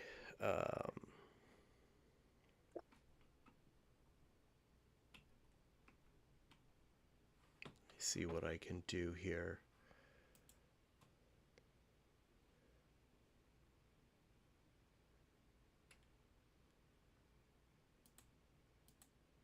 So I think that if we were to bring it, let me put on my anaglyph glasses here. We won't see this on the live stream, but on the Zoom share. Okay, I've just made a horizontal adjustment. Let's see if that improves things. Yeah, That looks just a tiny bit different to me, but not that much. How does it look to others? I see a little different, not much. The bottom right did bother me, but does not now. And the one in the middle, of course, was out too. Well, I guess I'm going to have to adjust something on my, I don't know why my screen is doing that. You know, figure that, push things back a little bit farther. Some screens are more forgiving than others, and as Tor said, it's not uncomfortable. It's not necessarily causing a problem, but it does seem to me that the original, that vertical tree in the upper left-hand area was at the window, and everything in front of it was through the window. And wow. I adjusted it. There are two palm fern fronds in the foreground, which were in front of the window but are now at the window. Okay, to me they're farther back than they were before. So this is great information for me. I got to figure out what's going on, why it's not showing that way. Yeah, try viewing it through different methods. I find that I don't really care for anaglyphs, but I find that anaglyphs are very revealing when it comes to this kind of thing. Well, what's especially revealing is Stereo Photomaker, where they have a grid and you can see exactly where everything is positioned. Well, everything has been run through Stereo Photomaker, so I'm kind of surprised. Stereo What are you viewing on? What do you mean? What are you using to view? Oh, well, normally I'm using actually this great big huge viewer for my computer. It's a David Lee creation for large format images. And maybe that's part of the problem. Like a reflector setup? Yes. Okay. Yeah, because you could be getting a different framing than we're getting looking at the digital files on a digital screen. Maybe that's what the issue is, because I'm just not seeing it the same way as you guys are. So that's good to know. Thank you. I appreciate that. Yeah, I never mind when stuff at the top and bottom is in front of the window because there's no, sideways occlusion. But you get into the background and then you start noticing that the borders are vibrating. I use a smaller viewer, but based on the same principle as yours, Phyllis, and I find this gives me great results, but it's not very good at judging the the window position. It's Okay. just very forgiving. All right. Well, thank you. Thank you. Just as one other data point, looking at this on an interlaced passive display with S view, it does look like almost everything's in front of the window. But if I look at it in side by side with a little a Brezen viewer, it looks just great. It looks like probably Okay. what Phyllis is saying. Yeah, I think that validates what we're talking about here. Yeah. A viewer is going to, not surprisingly, fill your field of vision, fill your view more. You're probably less aware of the sides of the image than we are looking at a screen.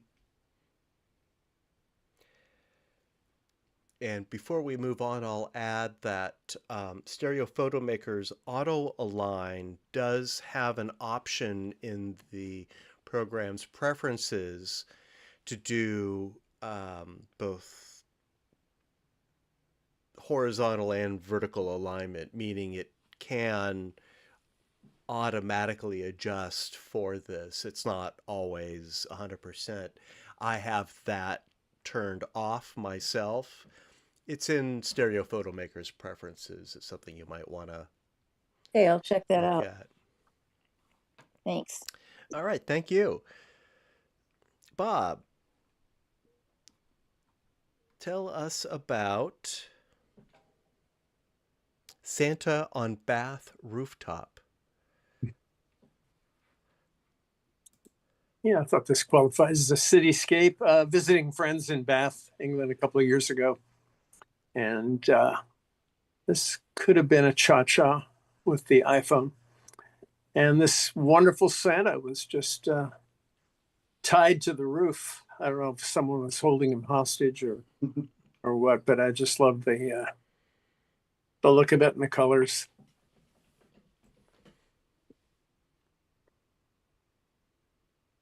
And That's fun. Yeah, it probably is a cha-cha that looks like you moved with the clouds, and the clouds are further back than they'd be. yeah, Seasonally appropriate cityscape. yeah, I've used this image for a couple of holiday cards for my friends in Bath. Just put them up there next to Santa, along with all their pets, and airplanes flying in the sky with banners. It's lends itself very well. It looks like you're shooting up. Are you using a telephoto lens, or is this a smartphone capture? It's a smart. I'm sure it was a smartphone, and yes, shooting up from the street. Fantastic detail. Yeah, I'm just amazingly impressed with the iPhone's capability, given the size of that sensor.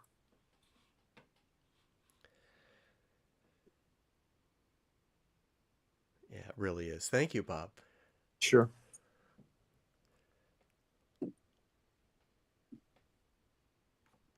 Brian, I think this is your last conversion of the evening. Idlewild is the title. Yeah, this is again a conversion. It's taken the Idlewild summer camp that my daughter went to, and she went a couple of years take ceramic workshops. And the first year, there was a huge fire in the San Bernardino National Forest, and had to evacuate all the kids. And the second year we went, they had put all of these basically parachutes up to protect the kids from the summer blaze. And, it's like 80 or so, even though it's high up in the mountains. So they put these up to protect the kids when they're in a big assembly. And you can get an idea of the scale. That's my wife walking. I Terrific really like the way subject. the conversion came out on this one, except for the artifacts on the far left and the extreme far right. You can see where it wanted to continue the shroud, even though there was nothing really there. The rest of it, I think, came out pretty good. Wonderful shapes. Yeah, great subject. Is the scale pretty much what it looked like there? Yes. Is it really that big? They're huge. They're cargo parachutes. The one in the foreground is probably more than 60 feet across. Wow. I don't know how they strung them up. They must have had a lot of hands. A giant alien garden with flowers, so gorgeous.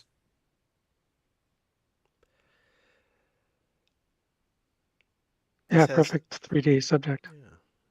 It has a real I might- hyper stereo look to me. Is that something you can control in the conversion? Probably you can, but I don't know how to do that yet. Like I said, I've only had it a week, and I spent the first 3 days of it sort of doing like everything I could get my hands on from my photo library. And then I kind of calmed down after doing like 40, and I started picking ones that I thought would be more successful. I know Immersity has a slider that controls the depth. You can dial in more or less. Yeah, the owl has the same thing, and I'm going to start basically converting the same image over and over again, playing with the controls, just because some of the images I have they came out really well, and others had like huge amount of artifacts. In some cases, not in details, but in things like the reflections. And I think this one's definitely worth working on. I would suggest maybe brightening up your wife's outfit so she stands out a little more. And yeah, I'm gonna see if I can get it to address the artifacts coming off the extreme left and the extreme right. Right, you can't really see as much because they're out of the frame, but the left, you can tell it's creating those lines that aren't there.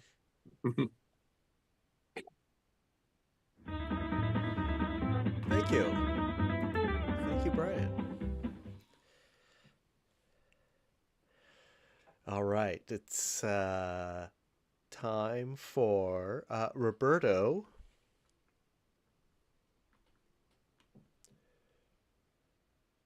Trosadero is, am I pronouncing the title right, Roberto?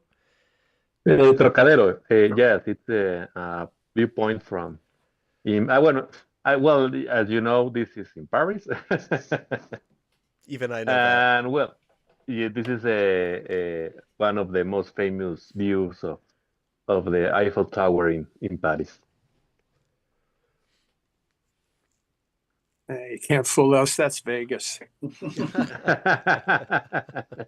Or China, because China also have. Yeah, they've all got it.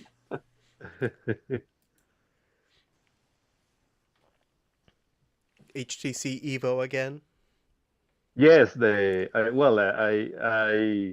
I was searching my old files and I found many from HTC. Maybe next time I will feature my W3 and then just giving a rest to my most current rigs from the QX1s, the RXOs, and the DJIs.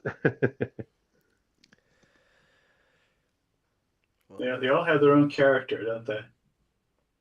Yes, each one with the lenses, with the sensor, with everything.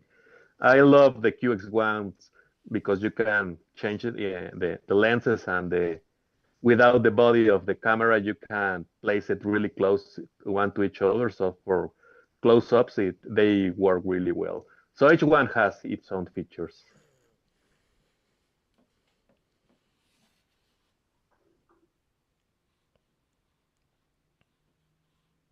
Yeah, very nice cityscape. I believe everyone have one of these. I do wonder if HTC had given the lenses on this device a farther separation, if it would have been a more successful product. It had such a nice auto stereo screen, I recall, and was certainly a feel like nice phone. I feel like the separation was good for in person for snapshots of people. As long as you had something in the foreground, it worked pretty well. The sensors were the problem. You just got really blotchy and dark scenes and very green.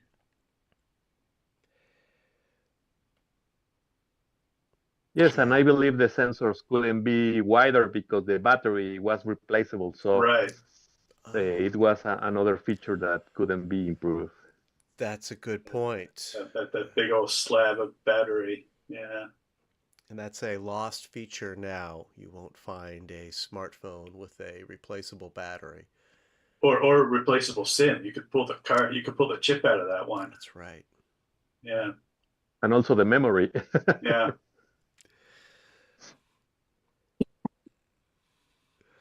Thank you, Roberto. Thank you. Here's my last photo from Carmet Beach for the evening. Again, it's not so much a seascape as a detail of the seascape, but I included this one because I did get some more flattering light, and I think it made a big difference. I also like the spray kind of coming through the window. I have a library of perhaps a dozen more of these that I'll be showing throughout 2026. I'm really happy with them. They do kind of blend together after a while, but I do plan to share more of these.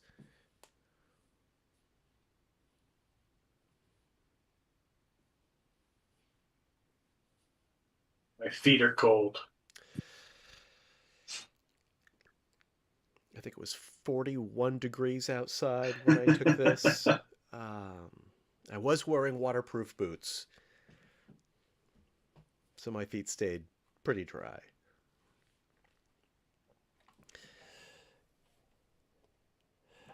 All right, next we have from Oleg, views of Mount Osorno, actual and on a billboard. Yeah, Mount Osorno is in the center, sort of a little bit to the left. It's a beautiful volcano, but here it's kind of lost.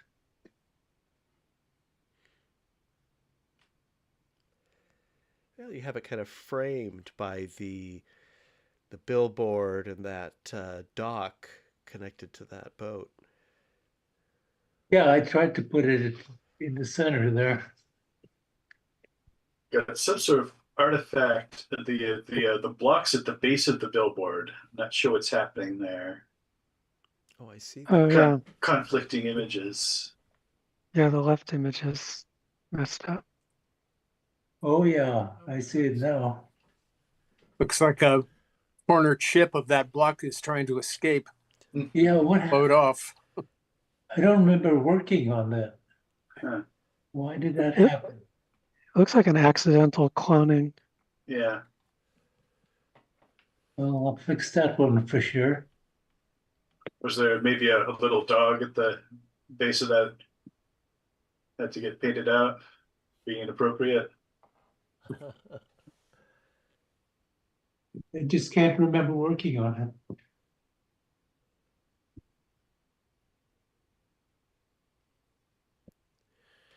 I can't really tell what it is. Some sort of a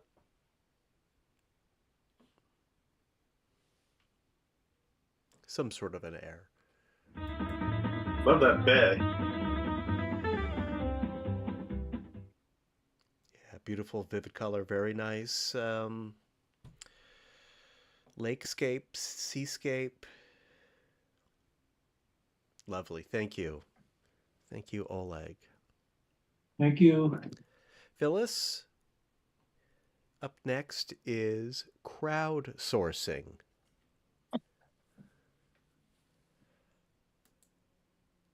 Well, this is probably going to really stick through the window if the other ones work. No, it's not too bad. Just a little bit on the left. There's a wonderful tulip festival out in our area, and I like trying to get a more unusual picture of the tulips. Most people don't get down on the ground and shoot underneath them, but the light was really pretty amazing coming through the petals. Yeah. So nice.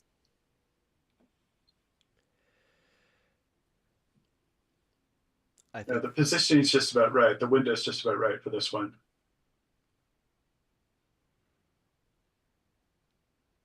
yeah, the stems are all at the window, so it makes visual sense. Some of the petals are through the window, but that looks very intentional. Stereo separation is a little bit much for me. I mean, I can see it fine, but it's a little strained.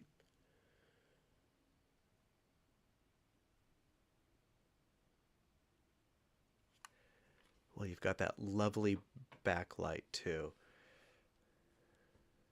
Yeah, that was the reason I did that particular one, is because I loved the light coming through the petals.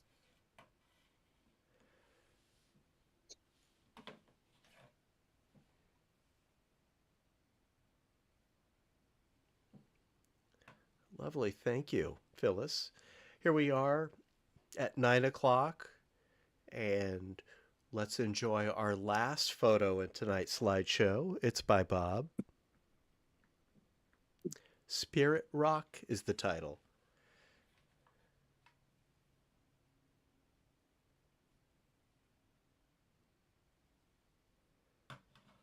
Yeah, I shot this one yesterday. Wow. Where is it? Yeah, it's about a mile from my house. It's a meditation center. And they just recently did this pathway for some reason from the gate to the rock. That's that green stripe there. I have several shots from different places, but I plan to go back every morning and just check what the Thule fog is doing. Now, did you submit pretty much the same? We've seen this location before. No, I think Oleg And took a shot of this a while back. or was it Matt? It wouldn't have been mine. Okay. No, I'm pretty sure Oleg took it, but I may be because wrong. because I think it was a very wide image too. I like this a lot, but the fog is really a great element. Yeah. Especially with the bright sunlight.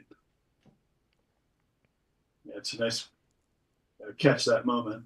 Yeah, I couldn't decide which one to submit on this one. I've got a lot of different angles and views, and it's a great subject. I want to go back and do a Milky Way Ooh, at night, do some light painting on it. yeah. But, yeah, haven't been able to do it so far.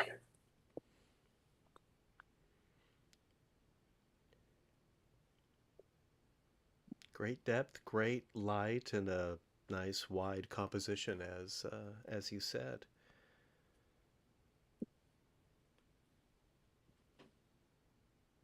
Thanks, Bob. Sure. And here we are at the end of our slideshow. It is a couple minutes after 9. If you can stick around for a few minutes, we're going to make our selections.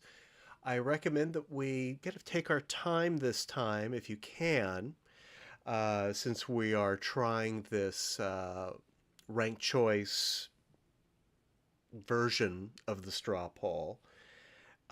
You can, if you are so motivated, arrange all of the titles in the order of your preference, but that is asking a lot. So for now, we'll just, I will recommend that we pick our favorites.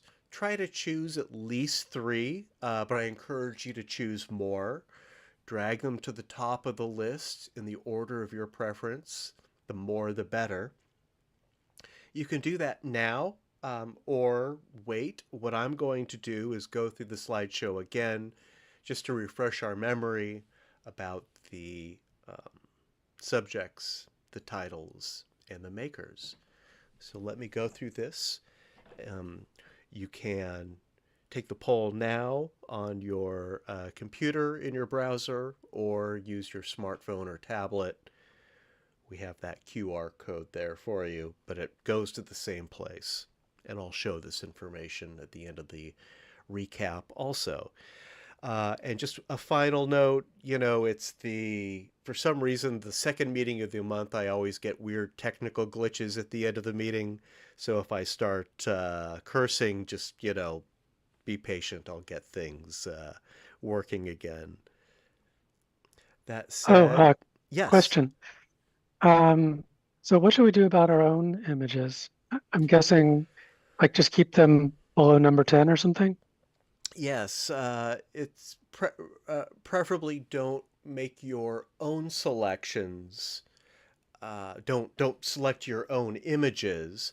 I'm not sure. Well, since these aren't randomized, the position probably does matter. So let's see what happens and see what the results look like, and we'll fine tune this approach from there. And I am working on a version of not this tool, but our own tool, our own ranked choice voting poll that I expect will be a little faster for us to make our selections with. But I'm getting ahead of myself here. So how does that sound, Melinda? Let's not select our own images. Well, I mean, they're going to be selected somewhere. So the question is, where should they be on the list? We can put them all the way at the bottom, or we can just make sure they're not in the top 10 or something. I think, but you don't want your own images and near the top of the list, right? That's a good point. It's possible that your image by default may be already selected at the top of the list or in that top 10. So, good point for tonight. Let's please, if you have an image that's of yours that you're not selecting, that's in the top 10, let's move that below the top 10. How does that sound? Well, we shouldn't be selecting our own at all, right?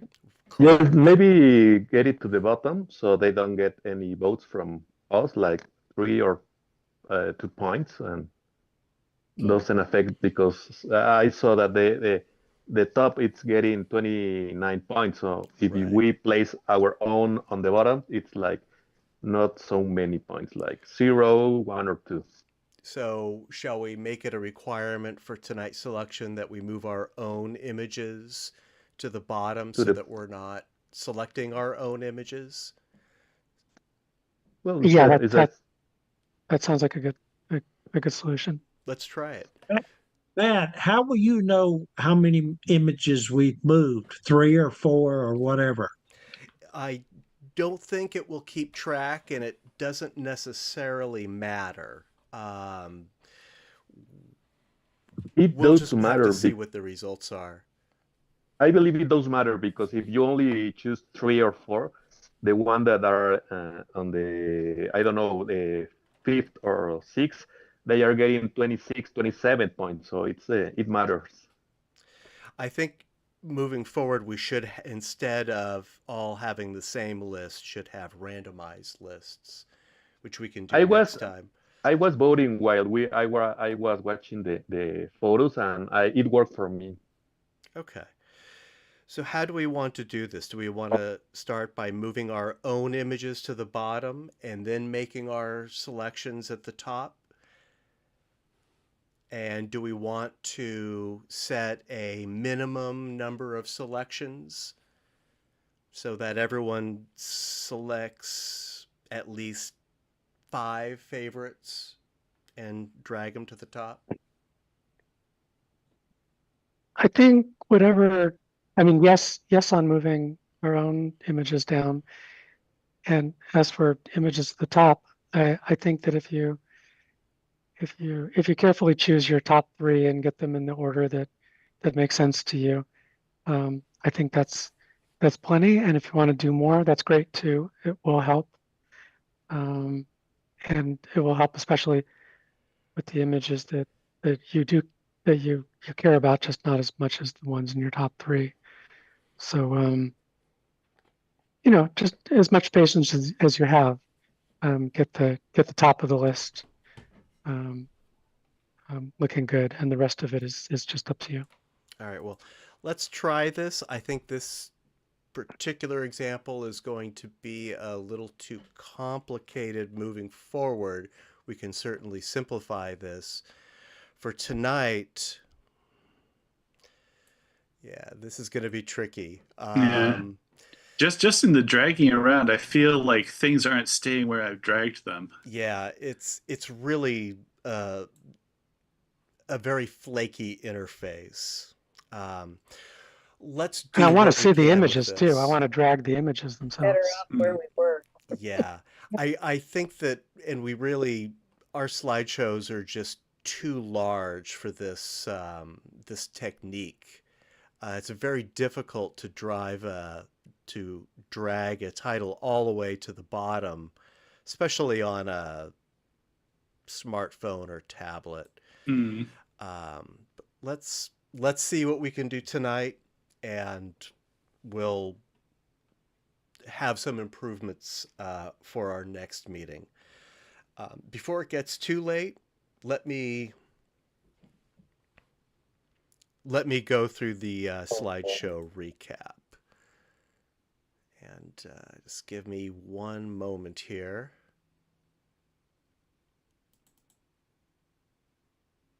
Okay, let's give this a try. I'll be going through the slideshow again.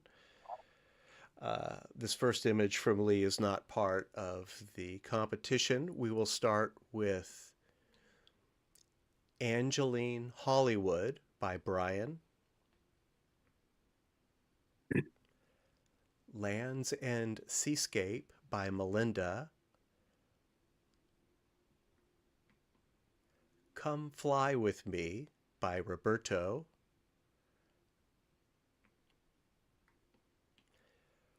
Rock Features at Carmet Beach by Matt.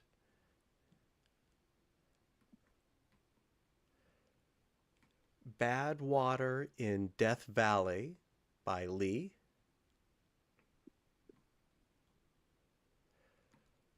Moscow's Kremlin at Sunrise by Oleg.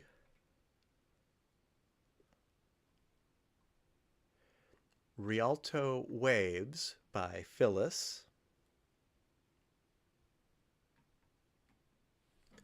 Arch Rock Great Ocean Road by Bob.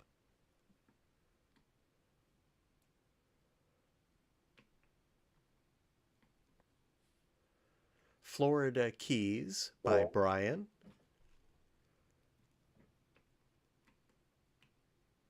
Marsscape by Melinda.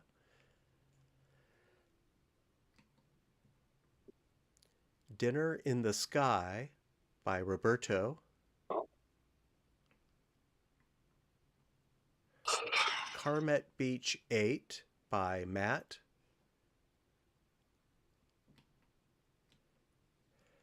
Fishing in Colorado by Lee. River Pool at Ensenada, Chile by Oleg. Vegas Scape by Phyllis. Badlands Anza Borrego by Bob.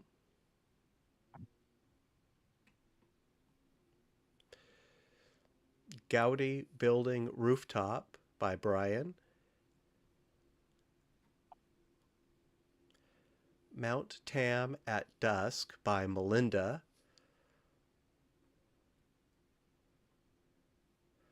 Memorial by Roberto.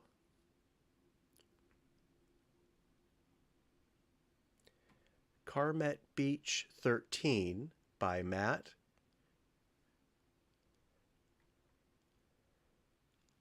Swimming Hole by Lee.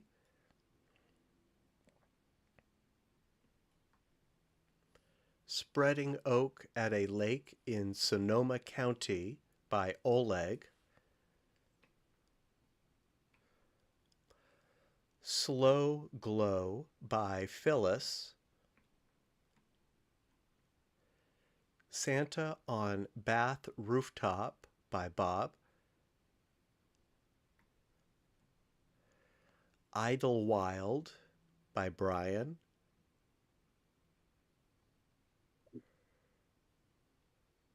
Trocadero by Roberto.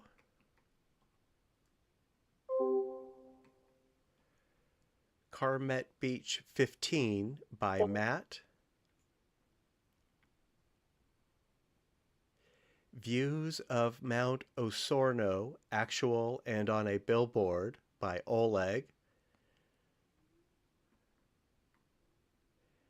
Crowdsourcing by Phyllis.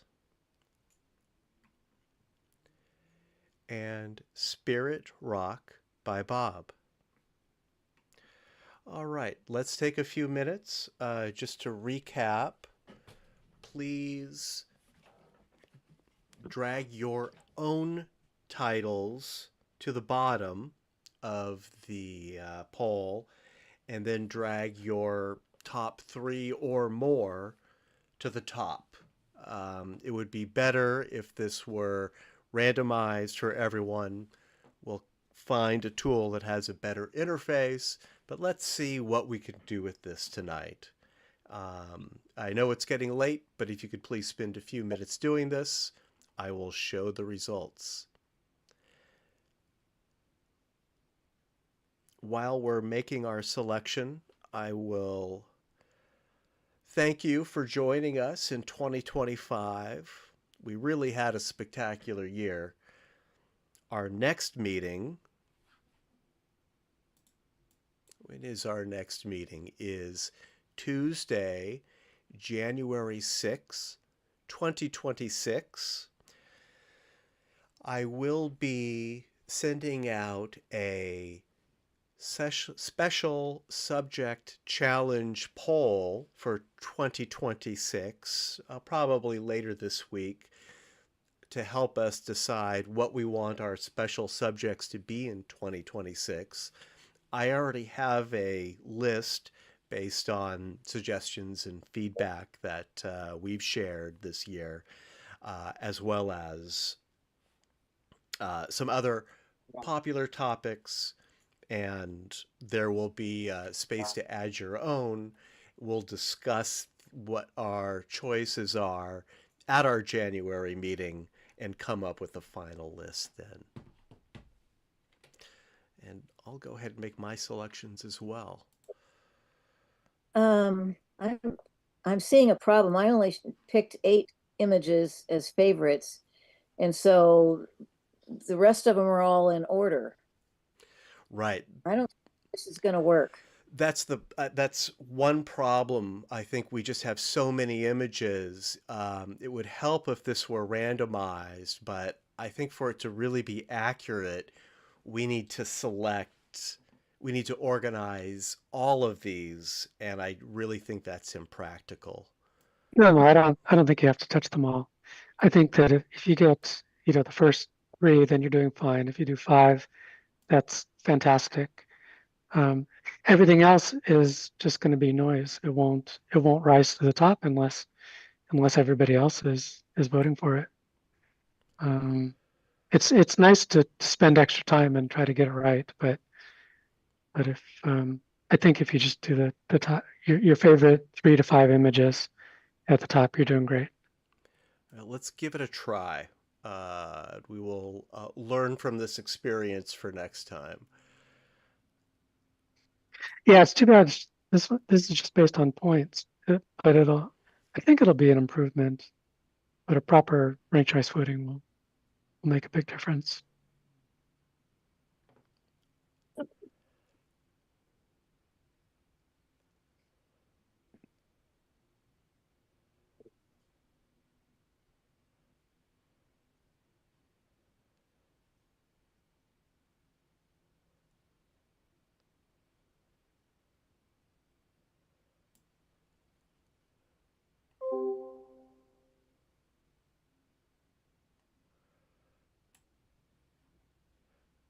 All right, let's give this another 2 or 3 minutes.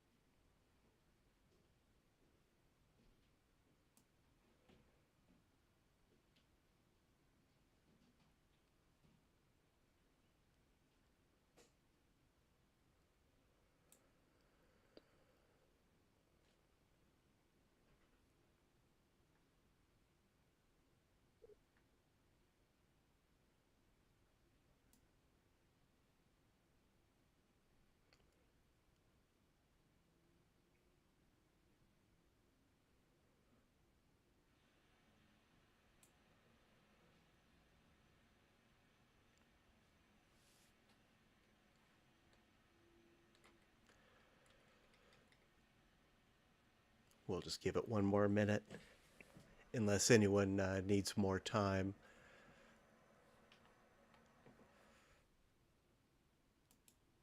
It's not easy, but I think I did it right. I managed to select my top 5. And thank you, Mike, for this link in the chat that I'm just seeing now, isinrealtime.org.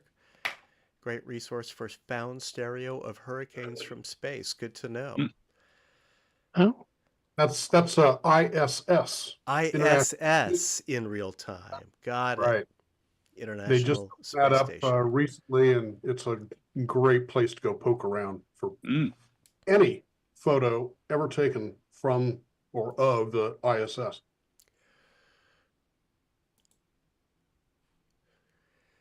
Bookmarking that. Yeah. This may be come in handy for a potential found stereo special subject challenge next year. In 2025, the specials were a little unique in that they were mostly stereo photography specific, in the sense that they were for techniques that can only be accomplished in stereo, like hyper or hypo or rivalry.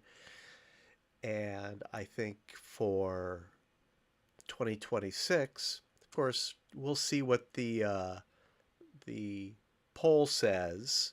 We'll talk about this next month, but maybe we'll go a little looser. are we going to use a straw poll to pick our specials? Probably so. Yeah. I'll use use that for now, and I'll send that out in the next couple days. Great, thanks. All right. Does anyone need more time? Let's see what came out of this. Oh, hang on, guys. I need to do it again because I forgot to click the vote button. I'm the outlier here. This will just take me a second. Hang on. While I'm correcting my mistake, does anyone have any stereo news? Any upcoming 3D movies to recommend? Or There's a terrific subject in downtown San Francisco right now. This Festival of Light thing they're doing, painting all sorts of animated graphics on City Hall. If you shoot from Civic Center BART station, you get this great hanging array of LEDs that sort of complements it. That's the Let It Glow SF Yes. 2025. I attended last year and got a lot out of it. It's projection mapping. They're doing these very precise kind of projections, animated projections on well-known buildings all over the downtown financial district.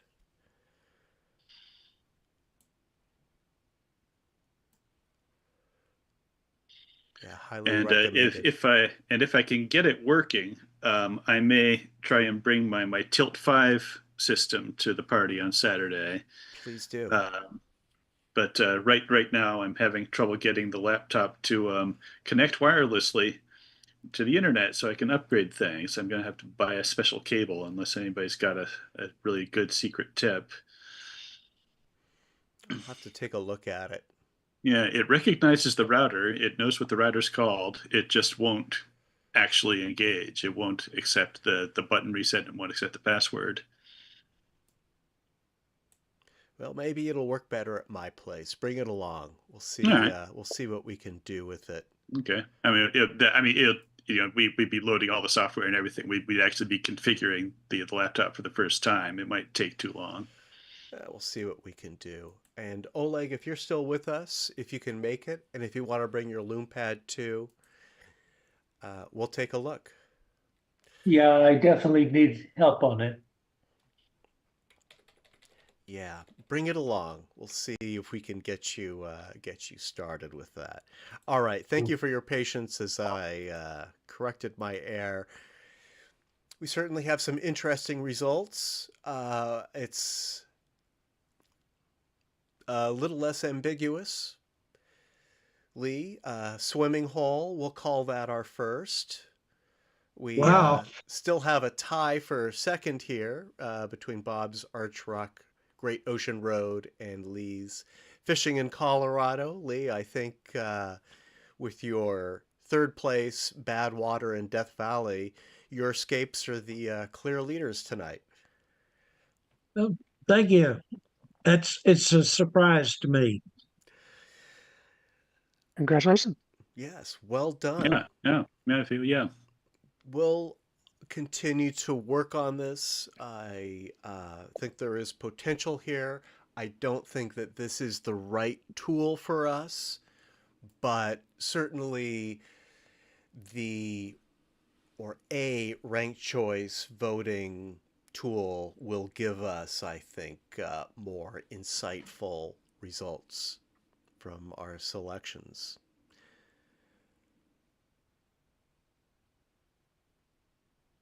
Yeah. Very interesting.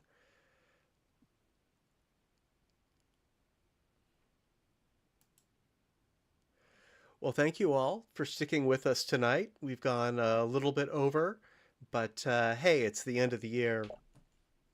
What are we going to do? If I don't see you on Saturday, then I will see you in January. And if you'd like to stop by my place and you don't have the information, reach out to me by email and I'll tell you how to get here. Should be a mellow and fun 3D Saturday afternoon. I'll have some snacks. We've got the house decorated. It'll be very nice. So right. I'll see you then, or I'll see you in January. But thank you all. Happy holidays, and we'll see you next time.